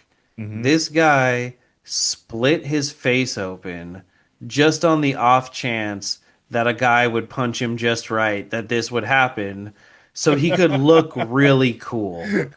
He did all of fucking this so that he could like maybe look cool one time. You know? So it's like in the service of us just watching a movie, it's like, yeah, that's pretty cool. But when you think about like living that life, Yeah, yeah, yeah. it's like, okay, there's a lot of like what the fuck are you doing here? You know, it's kind of like That's funny. the performativeness Yeah, of it yeah, all. yeah, You yeah, know. yeah. Absolutely. You're right. And there is that aspect to it. Absolutely. That performative because that's exactly what you were talking about. We were just they were making a comment on the performative nature of the other guy's aggression and shit. So, yeah. As he's also like basically performative as hell, like such an Yeah. edge lord, like Exactly. trying to look like trying to aura max at every Yeah. fucking turn. That's so good. That's They yeah. say Piccolo's the Yeah. original aura farmer. Or a farmer, yeah. I contend it's Kakihara. It's absolutely Kakihara. 100%. Hey, Gohan, look at this. The way he's like fucking kneeling when she goes to meet him initially and he shows her his tongue. Yeah, I was like, bros are for me. Big time. And then conversely, you have Ichi, whose costume makes him look like a fucking idiot, and like he Hmm. doesn't really care about being Yeah. perceived. He's actually like trying not to be perceived Hmm. actively. Big old dork. Yeah, it's very sexually repressed Batman versus like Hmm. I guess sexually repressed Joker.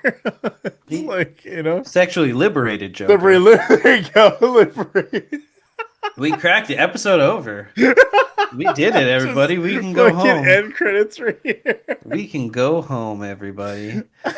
Um, Now we see Karen, who is tracking down Ichi. Hmm. Basically, she got manipulated into like a I bet you won't try to fuck this guy. Yeah, god And damn.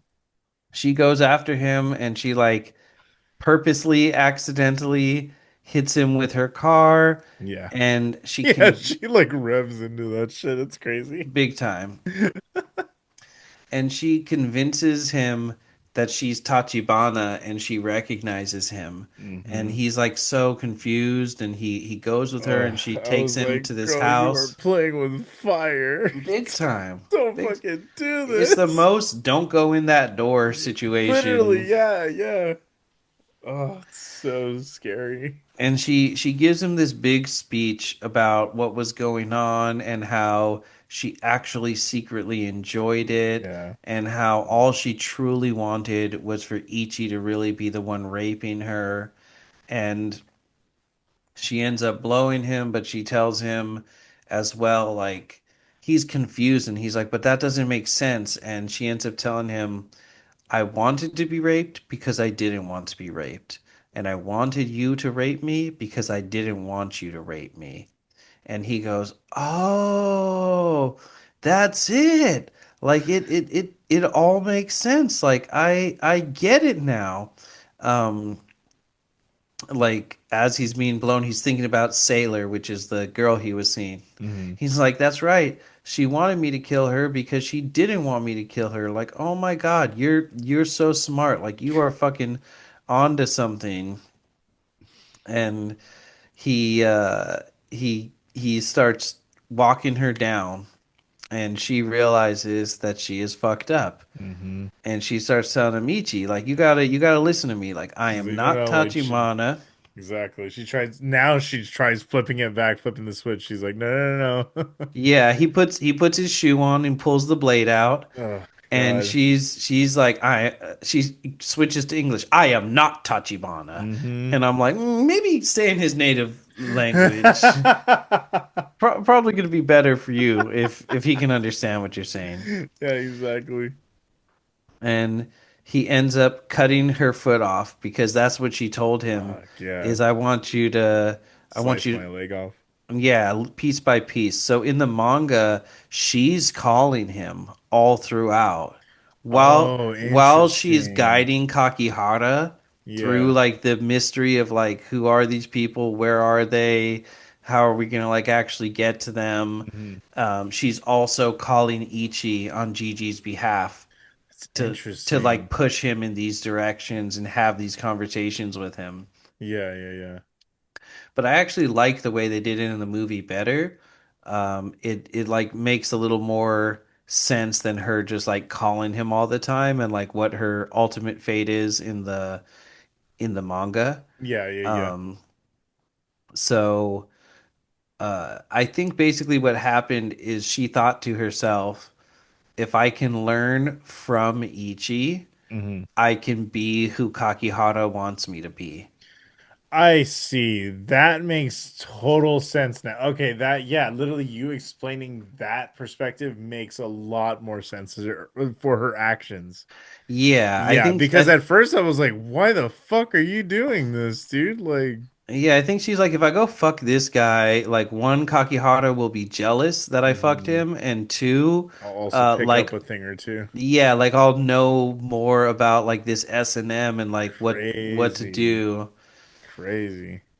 So we cut to Kakihara, and he has long tied up, and Miu Miu, his girl, her body in the room because Kaneko has killed her. and he puts needles all up in this man's Damn, face. dude. He's He's like standing on the throwing like a table. dartboard, dude. He's a Mhm. human dartboard. It's fucking crazy.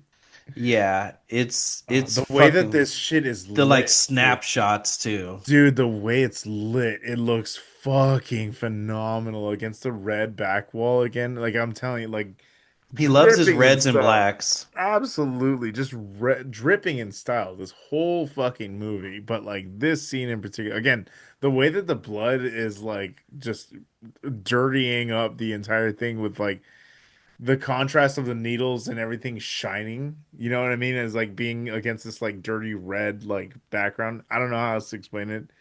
It is such cool. Like there's color theory at work here. Oh, big time. You know what I mean? Like somebody knew some shit about some color theory. Yeah, no, absolutely. Um, it's very interesting. I wish I had like the direct quote pulled up, but in the manga, Mhm. Kakihara has this speech where he says there's inevitability. He's like, eventually these things are gonna happen, and there's no way to know when it's gonna happen or how it's gonna happen, but it's an inevitability that I will meet someone who can deliver me the pain that I want.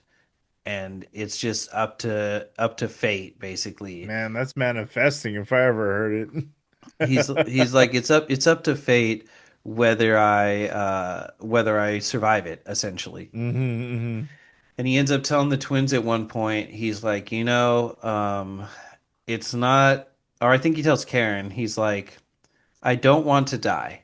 I want someone who can inflict this pain on me, but at the same time, I don't want to die. So when Ichi is coming for me, like, yes, I'm avoiding him. Hmm. I still want this fight. I want this to happen, but ultimately, like, I don't want to die. So I'm gonna run from him if the situation arises. Hmm.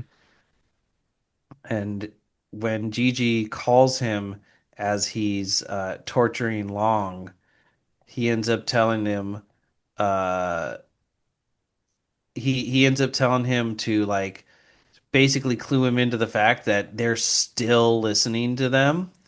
He says inevitability has shit to do with the fact that Ichi will kill you. And so in this scene in the movie when Gigi calls him and is like, "Yeah, yeah, you got my guy, but don't you think this is all going a little too good for you?" And Yeah. he tells him your Yeah. inevitability doesn't mean anything. Hmm. Ichi's just gonna kill you. That's So fucking crazy.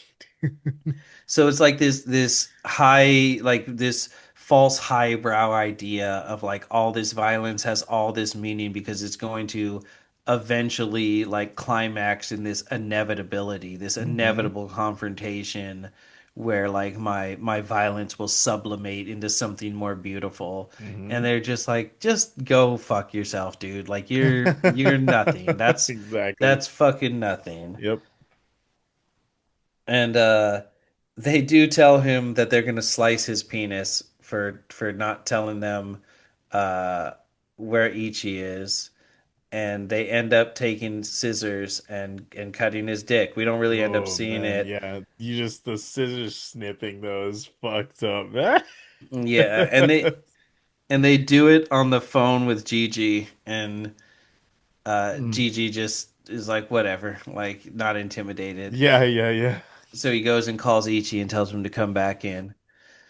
And in the manga, he shows him a menu of penis bifurcations, and he explains to him that like it can actually up your sensitivity. That's fucking disgusting. So you're helping them. And then after they cut Uh, him, he like specifically tells them uh bandage use alcohol and then bandage the wounds separately so that they don't grow back together. oh, Yeah. god damn, dude. Yeah, it's It's fucking and wild. that's like the little remark is don't worry, you'll be more sensitive after this. Oh, it's fucking crazy, dude. It's really fucked That's up. nuts. Oh. And then we get a little uh laugh break as fucking we literally Oh, the see. seeing Gigi. hmm Oh. He's like on the phone and leaning over one of the balconies. Hmm. Takayama comes out and starts smoking, turns his head, and they make eye contact. He just ducks. And then Gigi just fucking ducks, and then comes back out He's like, really slow and sees him, he's and just like, then like tries to play it off, and then they start sprinting, oh, it's so good. and they run all the way to the bottom of the fucking stairwell. And this is not this the scene is different, but Yeah, this is not an addition. yeah. That's what I thought. Yeah, that's what they said. This was another one where he said purposely we made the CG bad. Yeah, He's like purposely we did the bad CG on this one too. that's hella funny.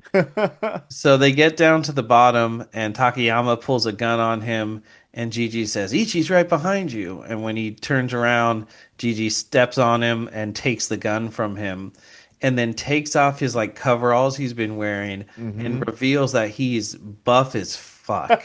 He's a built boy. Absolute beefcake. That boy eats his veggies. hmm And he just kills Takayama with his bare hands, grabs him by the top of the skull, and Yeah, twists. it's so good. Yeah, so they reveal in the manga Gigi's actually like 35. That's funny as fuck. He also had facial reconstructive surgery. Oh, that's interesting. Yeah, and so all throughout the manga, he's shooting himself with steroids, and you're just like, what is happening here? And Oh, then it okay. culminates in him just like absolutely fucking Takayama up. Oh, It's okay. it's so strange. It's Yeah, it's just in both things, it just comes up, and then it's just like it's there it is. Deal with it. it's so weird. It's so fucking weird. Yeah, we're already nearing the ending of this movie, and it's not any weird less weird either. Yeah, it only gets stranger. Hmm. So we go back to Kakihara, Kaneko, and the twins, and they're actually actively snipping on his penis when we cut back here. And they hear a noise outside, and of course they send Kaneko to investigate. Um, and it ends up being Takayama's dead body with his neck absolutely snapped. And there's like this thing in the manga where the twins keep going back and forth of like fighting with each other. And everyone they try to torture, one of them ends up killing because they keep trying to one up each other. That's a good bit. And That's a Kakihara is really good bit. he's so like had it to hear with them by That's the end. such a good bit, dude. I wish that would have been included in the movie. That's so fun. When they find this body, he's like, "Whoa!" The younger one's like, "Whoa!" Even my big brother couldn't do this. And he's like, "Really? You really fucking think I couldn't do it?" And Kakehara's like, "Shut up, dude! Like, that's not what's important right now. We're That's trying to so like funny. figure out what to do." So that's why when everyone else goes to search for Ichi, Mhm. the one who comes back in, Jiro, he goes, "Hey, do you think I can rip your arm off with my bare hands?" Because that's like his response to like, oh, well, you think I'm not strong enough to like break somebody's neck Yeah, like that? I bet I yeah. could rip this guy's arms off. That's so funny. And yeah, he ends up ripping both of his arms off in the manga. That's so funny. Ichi receives his final directions to open his dossier, Hmm. and it's the two twins, Kaneko, and I think Kakihara was already a target for him. Yeah. But they show him in the photo. Yeah. hmm Um, and Ichi ends up killing the first brother. I think he comes back into the room where he's ripped off his arm and ends up killing him. And Yeah. when they come back, they find his dead body and the disarmed man together. Hmm. And as Kaneko is desperately running, searching for everything that's going on, like searching for Ichi, Hmm. he goes and he finds his son, and his son is looking up.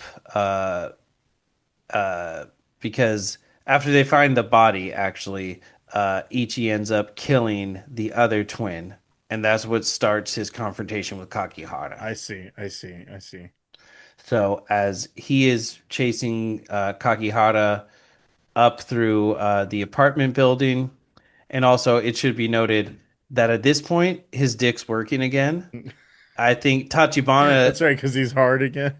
And that's what happened. Tachibana made him come, but they like don't talk about it enough to where you even understood that that was a plot Yeah, point. exactly. So Like, now when he kills Saburo, when they come in to find him, hmm there's cum There's cum everywhere, everywhere. and Yeah. then when he axe kicks Jiro, cum splashes all over the walls, So fucking gross. and that's when he starts Oh. chasing Kakihara and Kaneko. And then Kaneko sees his son and runs over to him and basically tells him, you know, be safe. Like I gotta go handle this.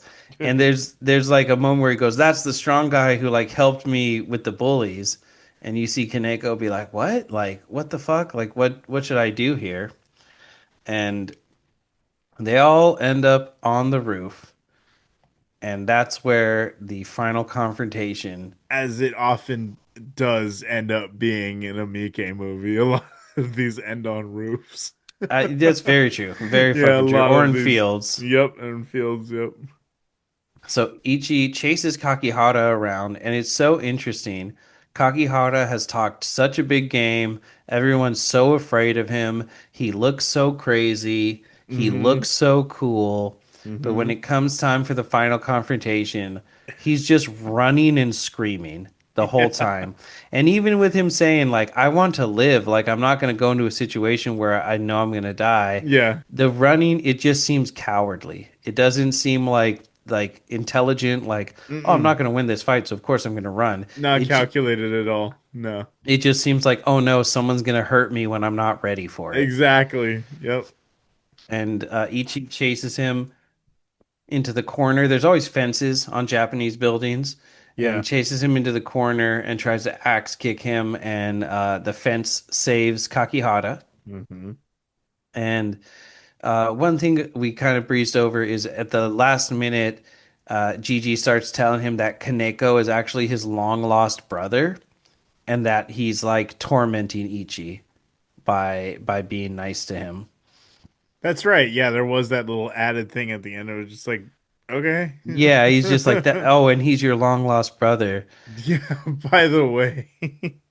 I love in the final battle when Kakihara goes, "You're so fucking scary." Yeah. It's just like, whoa. I didn't know you were this scary up close. Yeah. And Ichi, when Kaneko shows up and pulls his gun, Ichi starts going like, "Brother, brother, why do you treat me this way, brother? Like, why Hmm. why does it have to be this way?" And Kakihara like feels so unimportant. Like the way he's like looking back and forth between both of them. Yeah. He He's just very like much just like caught in the middle, just like hella just feels glossed it over. is It, funny, yeah. it's pretty silly. It's so funny, yeah, because you're right. It's like this whole build up to him being such a badass and so cool and this and that. And then like when push comes to shove, he's just like, "Oh, don't hurt me, but like I want to be close to you if you're hurting someone else." Like Yeah. It's so strange. yeah. And Ichi comes all the way to Kaneko, like right up on him, and he's like, "Why, brother? Tell me why." And Kaneko just shoots him through both of the femurs, like Yeah. through both thighs. Crazy. Fucking wild work to a man whose Hmm. only power is kicking. He actually never throws a punch in the manga or the movie. Interesting. It's all kicks. Interesting. And he ends up doing his signature "I didn't mean to do it" uh, throat slit with his kick. I didn't mean to do it. And Takeshi, who is the little boy, sees the whole thing. Yeah. Watch his dad Just get dropped, bro. That's crazy too. Like 'cause he's like reaching out to him, and he's just like in shock, and he's like stepping back every time he makes a move towards him. It's hmm fucking crazy. just try keep it together for the kids. It being the Yeah, skin on your neck. The blood in That's your so funny. jugular. The blood in your jacket. Um, That's so funny. Stay together for the kids is so good. Thank you. And Ichi ends up collapsing to the ground and crying and begging Takeshi for forgiveness. Hmm. And Kakihara, who at this point is just such a hypocrite, is like disappointed. And he's like, "Come on. Are you Oh, crying right now? dude, Like it's you're such a so pervert. good. Get up. It's time for round 2. Like get up and fight." And he's like trying to take a fighting stance and Yeah, yeah. It's so funny. So I don't know where else to bring this up, but they apparently that's what he was talking about in the commentary was Miike was saying he was asking Yamamoto, he's like, I don't think you had finished the manga at this point. And so he was like asking him, he was like, what's gonna happen? And so he's like, I remember responding to you and asking you the same exact question. So he's like, I literally had no way of ending the movie. There was no like plan for the end of the movie because we didn't know what it was going to be. And so he let the actors completely improv the rest of this movie. Oh, Like the that's last, yeah. interesting. So the actors ended up in these like roles. They had to just hit these beats. Like they only practiced it twice. I think they said they ran through, but all of it was mostly done in one shot. Interesting. Yeah, it's crazy. I love when he like literally physically picks Ichi up and makes him stand up and then Hmm. tries to like step back and pick up his needles and Ichi just like falls already. So And funny. like the music that's playing during this part Oh, too, the it's just music like is so so good, it's dude. so like melancholy and like really pulling on like the Yeah. patheticness of Kakihara of That like little the like what is it that's playing in the background? It's some little flute or something like yeah, yeah, yeah. That little like oh buzzing. I don't know what it's that is. something It's like a flute type of instrument. It's like a wind it's instrument. yeah, it's definitely like a an Eastern It's instrument, so like an funny Asian though. instrument. So funny though. But yeah, actually, I wanted to talk about the music real quick. So they did say that the music was composed to the manga, not the movie. So the artist was literally just making music that he was reading the manga and like interpreting that as music. No, And that's that's what cool. so he ended up just giving all of his, he said there was over 40 pieces of music that make up the score. Mm, And so he was able to just like pick and choose and put them in wherever they felt like best in the movie. interesting. Yeah, it was very cool. That's cool. That's a cool Yeah, approach. absolutely. Went the bebop direction. Bebop Shawala Walla. Yeah. It's Well, late. yeah, I know. Mallory agrees. Um, so dejected, feeling like he's been rejected by both of the men he loves, essentially, that Yeah, yeah. the boss left him in one way or another, Hmm. and Ichi's not the one that he thought he was going to be, and Kakihara isn't addressing it, but he's not who he thinks he is either. Yes. Um, because as much like again the whole inevitability thing, he like dresses it up where he's like, of course I'm gonna like retreat. Like he doesn't characterize it like Yeah, running yeah. away, but he's like, of course I'm not gonna like let myself die. Yeah, But it just comes across as like he's terrified, not like he's making calculated moves. exactly. Yeah. And so he's so disappointed in all of this, and Ichi is just crying. Takeshi eventually goes over to Ichi and just starts kicking him, just kicking the shit out of him. Yeah. And Kakihara deafens himself with his needles. He just sticks them in his ear and pops his eardrums. And when he opens his eyes from doing so, he sees Takeshi's disembodied head being held by Ichi, the body laying behind Yeah, it's him. so cool. And Ichi drops the head down and they begin fighting again. And it's more animalistic and like brutal. And he ends up knocking Kakihara over the fence onto the railing of the stairwell. Yeah, it's so cool. So he like lands and he like tries to catch his balance. Yeah. We've all been there when your soaps don't grind. That's so funny. I mean, they were just Reeboks that I used candle wax on, but Yeah, yeah, yeah. same difference, right? Exactly. And during their fight, Ichi does one of his signature axe kicks and it creates a gash in Kakihara's head, which is Yeah. important. I'm not sure if you caught this. Mm. Kakihara falls to his death, Hmm. falls all the way down, and as he's falling, I think he says like, "Wow, Like, this is great! this is awesome. Thank you, Ichi. This is awesome." And he splatters on the ground. Hmm. Now, when we come back, it's like desaturated, like a lot of the colors taken out. Yeah. We see Gigi come down the stairs and examine Kakihara's body. And did you catch the state of his forehead? Was bloody? There's no wound. Oh, Did you realize that no. there is no second part to the fight? Oh, really? He just fucking threw himself off? That's crazy. He pierced his eardrums and then in his like psychosis fantasy, he That's thought what happened. Ichi was killing, but he was like so afraid to fight Ichi and actually die Yeah, that that's the fantasy he had to make up in his head for him to cope yeah, with but it. he like just fell over the railing. So like That's while crazy. fantasizing and probably like delirious and in pain Yeah, from popping his eardrums, yeah. he fantasized that Ichi killed him, but he actually ended up killing himself. Wow. Trip out, dude. That's some fucking like Noriko's dinner table type shit, Yeah. man. That's fucking Yeah. yeah, that's fucking crazy, dope. I think it's such a beautiful ending to this movie to basically be like, yeah, this guy looks cool and everyone thinks he's strong, Yeah. but he's actually a big dumb pussy Hmm. and he accidentally killed himself. Yeah. And you're just like, oof, yeah, hard pills to swallow. Yeah, yeah, yeah, for sure. Well, I love him anyway, and I accept him, And and so I can fix him. that's right. And so at the end, we see a shot of him sitting in a bathtub, and he lets his jaw fall open So before he good. before he closes it. And I never thought of it before, but I think that's just supposed to be him in the afterlife. Yeah, I think that's just yeah, supposed yeah, to yeah. be him alone and dejected. Now his personal hell, he's just going to be by himself with no one to Hmm. hurt and no one to hurt him. Exactly.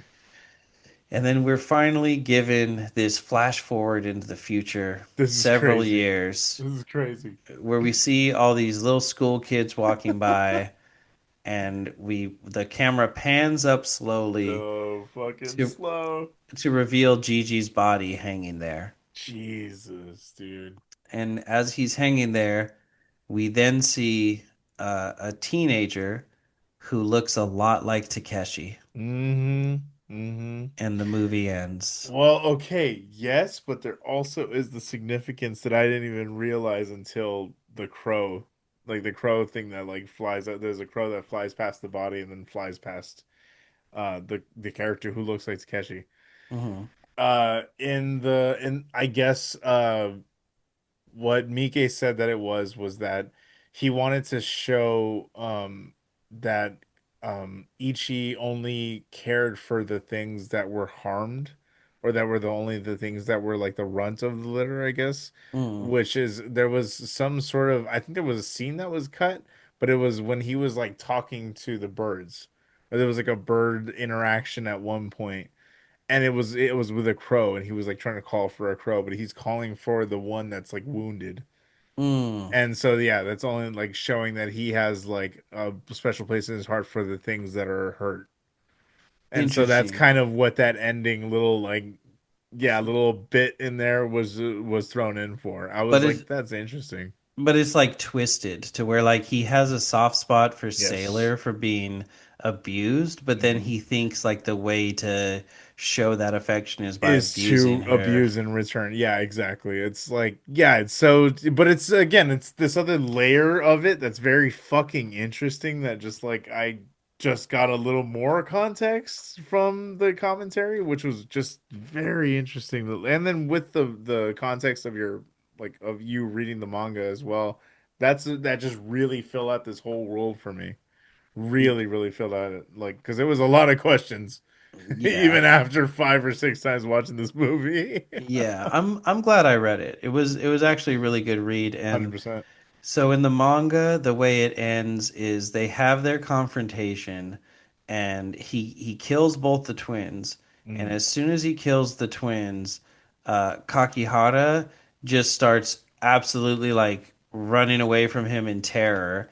And then Gigi is on a balcony watching, and he leans over and he's like, "Hey, Kakihara, like, what happened to your inevitability and everything? Like, you think you're so cool, but you're not shit." And he kills Kaneko like right before they start fighting.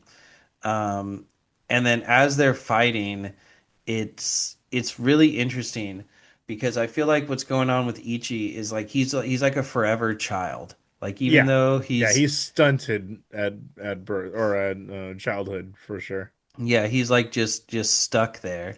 Hmm. And so it goes back and forth between them having like cool feats to like literally at one point they're like chasing each other back and forth, and Gigi's like, these are like the two strongest killers in Japan, and Hmm. they're fighting Hmm. like children. Yeah, yeah, yeah, exactly. Like when the fight starts, he does a big jump kick at Kakihara, and I kind of wish this would have been in the movie. Kakihara steps back and unhinges his jaw and catches his whole foot. Ah, cool. And then he bites. There's like parts of the shoe that aren't made out of metal. He bites down into his foot, and then Ichi's like shaking his foot, trying to get him off. So it's like going back and forth between them doing like cool shit like that, and then Ichi does the axe kick on him, and it splits like all of his clothes come off, and he's just wearing high socks and the shibari ropes, and his dick is like totally That's wrapped up. hilarious. And like the very first attack in the fight, he Mhm. immediately takes Kakihara's left hand off.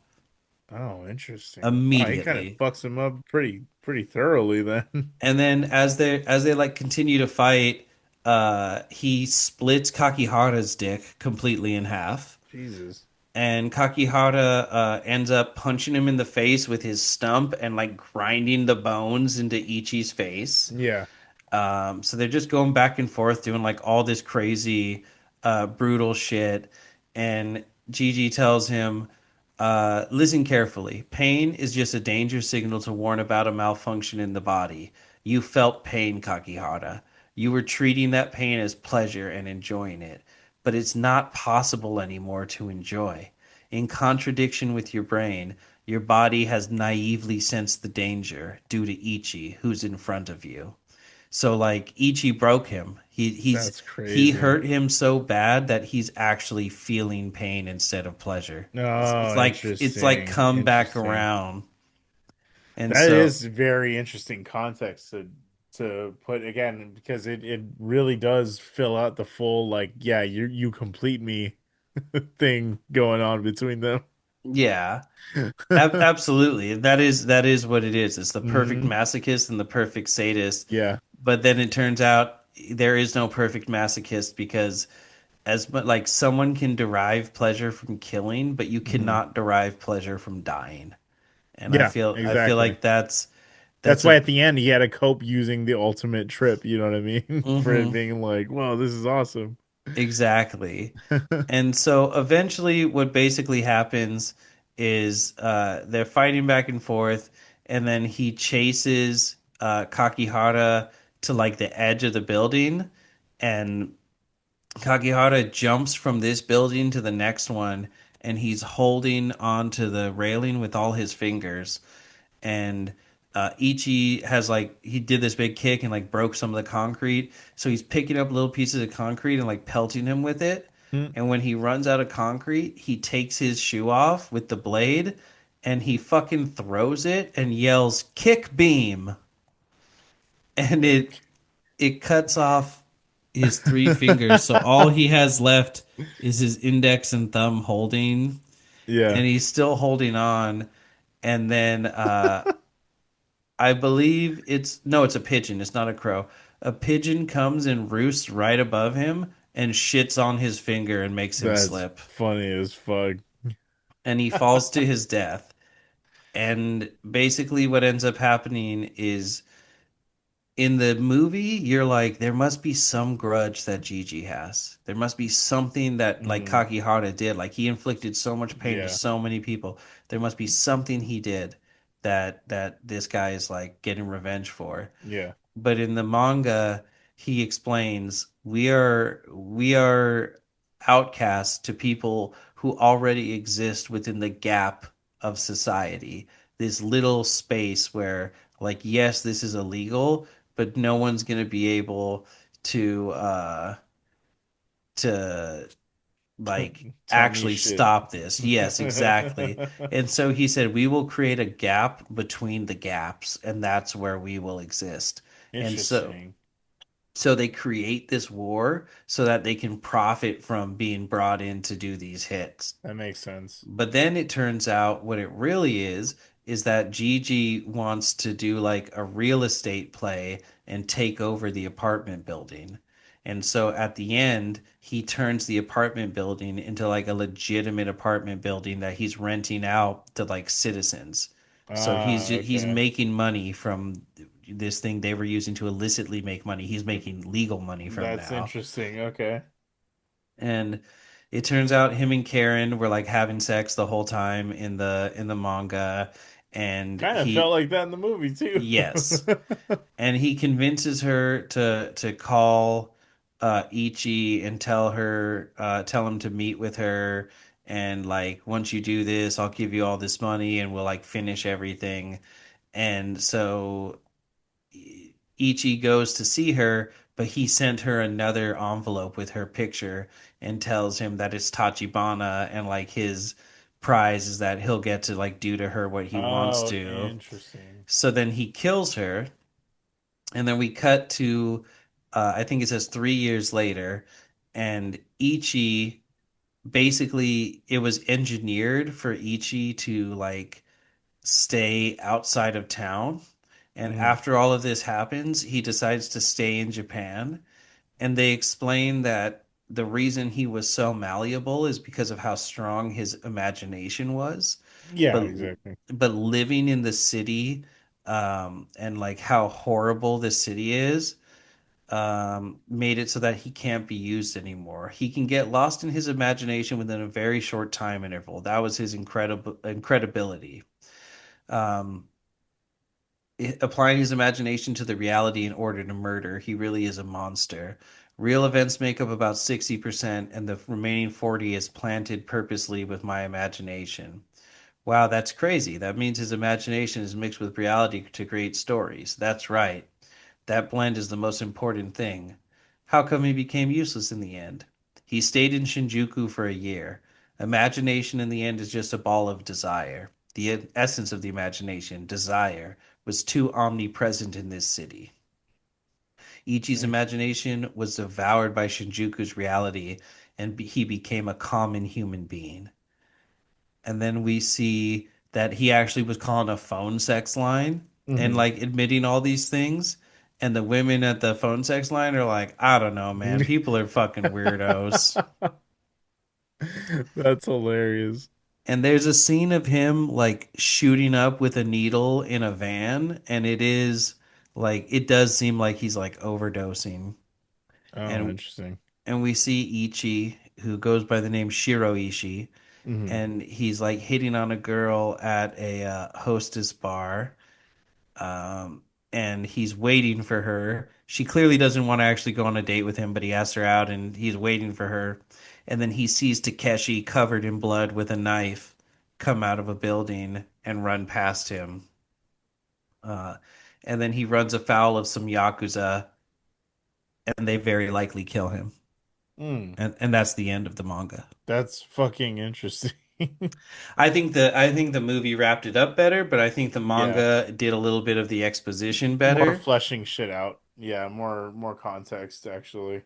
they fit together really well. They're Yeah, I think yeah. both have merits, and I really think at the end of the day, it can be really easy to like misattribute and take it as the movie saying like all of this is stupid and fucked up, Mhm.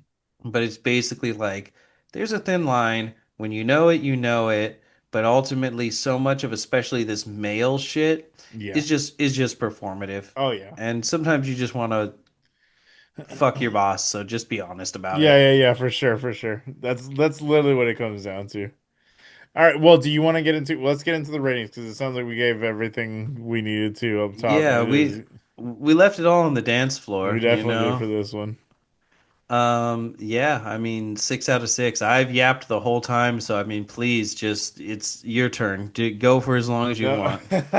So, We so rate out yeah, of 6 here. we rate out of six here, and yeah, this is a six on every possible fucking level. It's again the movie that made me even look a little closer at the aspect of BDSM. It is actually the thing that made me interested to check out the world and got me, to get my foot in the door. And it is, whenever I've gone to dungeons and done like, I do, like self ties on myself. I do a lot of like arm gauntlets and stuff and artistic stuff Hmm. and like a lot of the inspiration from like the wrapped up in chains and stuff like that it goes into like the tying techniques that I'm using and stuff, so it's like there's like I'm making shapes that almost look like chains, you know what I mean? And so it is interesting how a lot of the movie made its way into my life, clearly now obviously it's literally inspired my appearance, and I do think there are so many aspects of the movie that make it so artistic and while also maintaining the like viciousness of like the characters and the actions that are happening on scene. It's so like animated, you know what I mean? For lack of a better word, it's a very Yeah. animated, like cartoonish, violent film. But like when the violence hits, there are different. That's the thing about the movie. There are different levels of violence in the movie, and like there are different emotions that are even elicited when that violence is shown. Like we were clearly stating in the beginning how the opening montage is this opening salvo of like crazy yakuza shit, crazy like fast life, women, drugs, and all this shit, and then it's just fucking assault, and you're just like, whoa, didn't mean that one, you know what I mean? Like, and it's such an interesting pacing for a film. Yeah, on every possible level, it's a six. Everything imaginable. We've exhausted every possible thing we could possibly say about this movie, but it is phenomenal. I think the one plot point we didn't touch upon that makes Gigi like such an even more gianter monster Hmm. is there is the implication that she is Tachibana. Like as he's killing her, there's something that happens where you see her like snap and be like, "Oh fuck, am I Tachibana?" Yeah, because she was asking him, like, did you do that to me? You know what I mean? Did you fuck with my head too? Like, Yeah.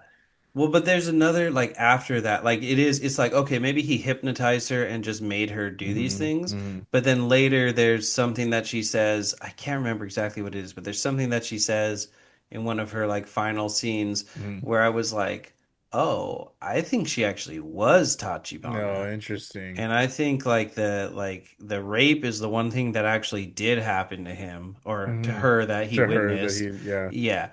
And then everything else that he told him is the Hmm. bullshit. And Yeah. in the manga, there's like a scene, like there's so many scenes of them torturing the two of them together. And at one point, the boys take them into the bathroom and they make her sit on the toilet and they are telling her to shit. And she's like so terrified she doesn't want to. And then she finally does. And they're like, oh, these are like little rabbit pellets. Like, this is so gross. And then they make Ichi eat it. Oh, god damn, dude.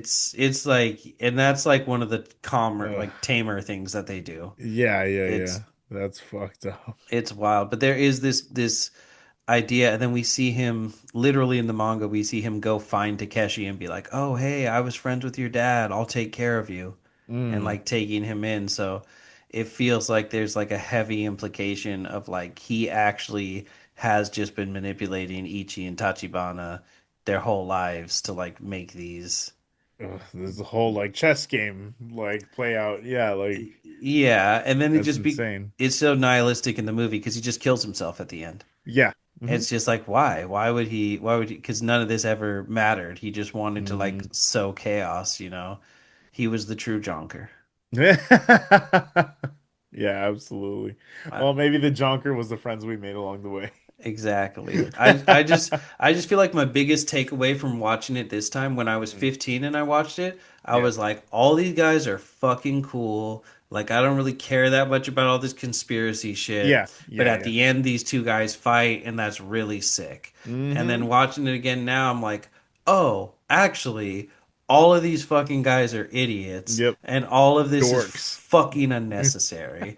If being slapped in the balls makes you come harder, that's great. You don't need to do all this other stuff.